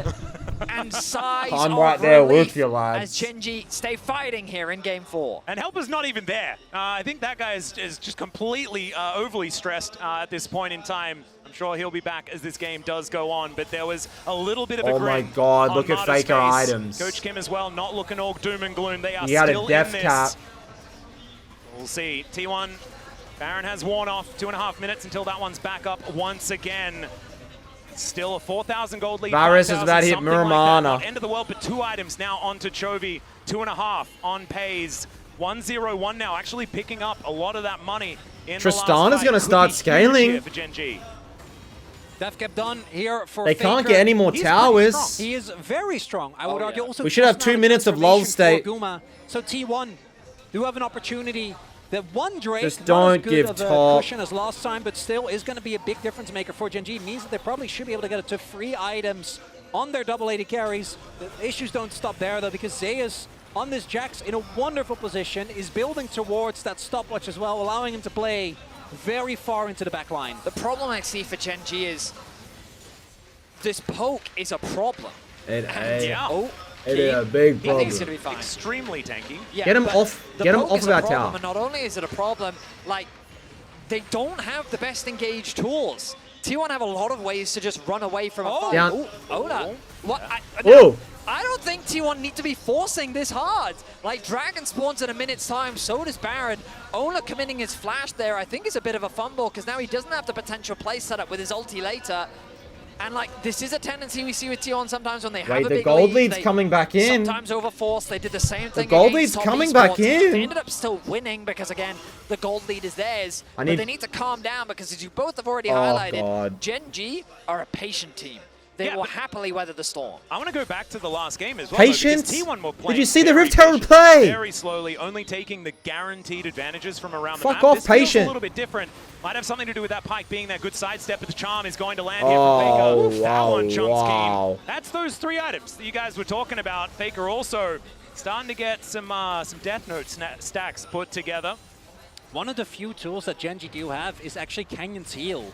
Every single heal is a base heal of 240 going up to about 500. Hit a If you spear. are chunked, Hit it. That alone is not going to be enough, but it might be the mitigation that Gen.G need to at least try and contest. And it looks like they are not giving over soul point. We're for not free. allowed to get hit by something. He's going to walk into Lehens here. Canyon land a spear. Pike so incredibly squishy. There's the teleport from Keen. The front line will Varus no run. ult. Corruption to go wide. As now Lehens. Gen.G should be able to win this. Bit, but he's going to throw his life away for a good position in a team fight. Carrier on a flank angle. It is going to be Ona taking soul point. But can they win the fight? That's a phenomenal ultimate from Keen. And Pays is untouched. Still Go. Baron next. Baron next. Baron next. Faker entered. It's a double kill. Pays now standing his ground. Go! Can't do anything, and Gen.G will haste them with Baron up and available. Unbelievably, Gen.G turned the fight and they punished the execution. Baron is alive, and Gen.G say, we will not go down without We will a not fight. go quietly You might into kill this good Lehens night. 5 times without getting punished, but that 6th one, he's got you right where he wants you, as the Baron is going to come through. Oh man, and look, he may not have got the dragon or anything like that, but Huge. it always just seems to be something that can work out, even when it's not Holy supposed to. Late game Italy is not schmoly. supposed to be a thing, but man, Keen coming in as such a hero. The ultimate from the Maokai was huge. They're coming in from all angles, but Ona dying first. The target selection is great. Sloppiest They're fight. running the Dragon Faker Pit. had to They didn't TP turn back their attention in. to Zeus. A reset doesn't come Zayas. through. Faker, he's only got, well, he does get Watch 2 Faker in charges this off. fight. He tries to collapse Charm, on Chovy to get the reset. flash charm, but a Chovy, nice flash away from charm. Chovy. It was simply a matter Flash of charm.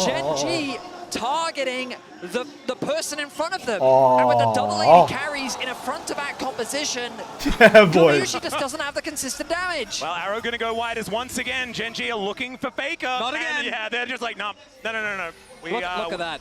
We Canyon. remember what happened. Yeah, how? Like, what? It's the most damage in the fight. It is absolutely nutty. Maybe when he puts on Primal Surge, he gets credit for all of the extra attack speed that he gives his I mean, I his wish 80 that we carry could watch that friends. fight again, because I feel like there were so many things that we missed. But all that matters right now is that Canyon's level 16. My poke Canyon better than your Ladies poke, and son. gentlemen. And now it's Gen.G that can begin their offense. The poke from them. We talked about Kobayushi's poke. Well, now it's Canyon's turn to get a bit of revenge. And Vedi, in the previous game, you told about the waters, you know, the feeling of, oh, what if? Varus Maybe poke it's just a falling game off. delayed. Maybe. Yeah. You were right, just a little bit early. Gen.G haven't done it yet, though, because all this has done is equalize the game, right, Cole? Oh my now, God. But look at that jump upwards. And the double AD carry now have hit their spikes. All right, Bone Skewer going to connect, but the spear does Skarner too. ult. That is a decent impale only onto one there as Lehens able to eat some turret shots, and he'll be okay. Man, that Primal Surge almost gave him his whole health bar back.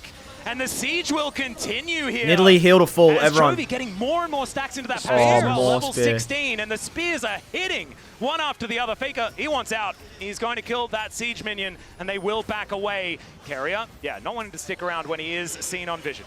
The charm from Faker didn't actually connect, even though Ono was able to land the ultimate. The top tower is now exposed as they turn their attention to mid to try and defend. Gold lead, gold lead, gold lead. It's beginning to fall apart. They still have some towers remaining. But as you rightly said, Chronicle, return to an even state. Even and the state. Dragon's Soul is on the horizon. Big thing here for T1, they didn't lose any inhibitors. So this brought Gen.G back in the game, but T1 still will get the opportunity to get a straight up 5v5 for this Lehens has a Dragon. QSS. And they can even afford to give it up. I don't think they will, given how this series has played out. A minute and a half until it's available. As an elixir of iron, thank you for pointing it out, Vedi. For Keen, just trying to be as beefy Look at as how he can tanky be. he is, though. Like, it's crazy. The Sundered Sky, this front line is exactly what they need. I was worried about Gen.G's ability to engage. It's but around these impossible to neutral kill the objectives, they're goddamn still able Poppy to find here. the fight. And what looked like a devastating collapse from T1, Gen.G handled it so beautifully. Summoners are coming up. Maybe T1 can find an angle before that flash is back up for Chovy and Pace, but I don't expect it. It's Gen.G with control around the Dragon. The amount of homework that they're doing as well, you can see this vision shut out. Yep, lights go off. And there is an Umbral Glaive here for Keria. They have ways to cheat vision in this game, but he's on Pike. You can't face check anything without just popping. Yeah, particularly into both Maokai and Poppy. Another thing is that T1 Fake it, Crypto Bloom. doesn't actually have great hard engage. They have really good pick, which is why the game felt so one-sided. But outside of Owner going in, or like Guma, you know, going in with an ultimate, Faker hitting a charm, 2.4k gold lead for Canyon. or it puts you in a position of danger.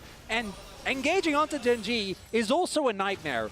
Tristana is notoriously hard to collapse on. There's a Poppy and Maokai. Can't catch combo in the Lehen 7 game. times in a row. 6 is the It's max. fascinating how quickly the dynamic right? shifted, right?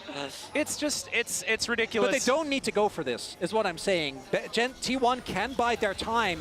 I just don't think they will. Yeah, Nature's Grasp going to cut out the arrow, connecting on Tona. Can they kill this thing? Try and buy some space with the flash. Oh, no, Faker the knock-up, and he's dead. Pieces arrows follow him into the death chamber as the Impale is decent. Ona's still alive, he's so tanky, and it's Gumayushi taking matters into his own hands. The spears go wide and the How?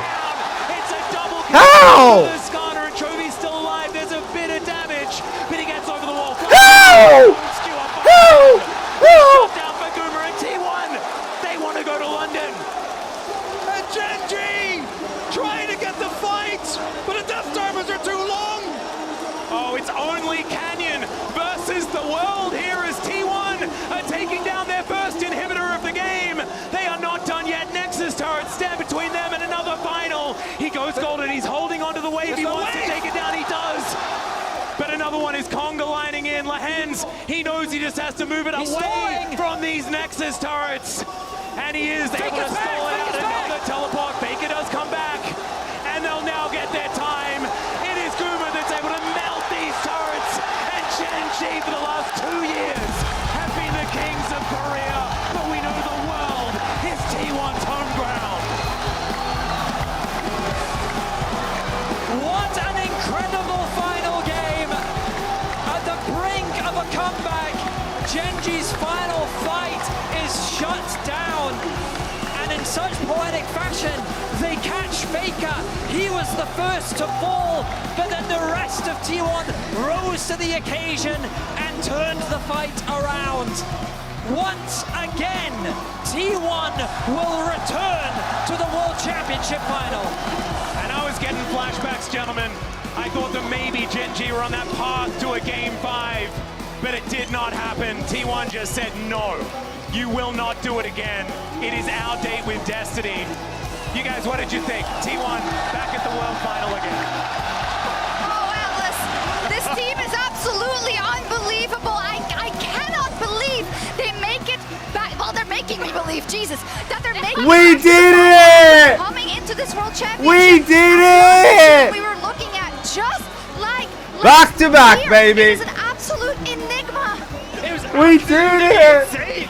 And even then, when Faker Oh, was getting God. caught, I was like, this is 2017. I jinxed Gen.G.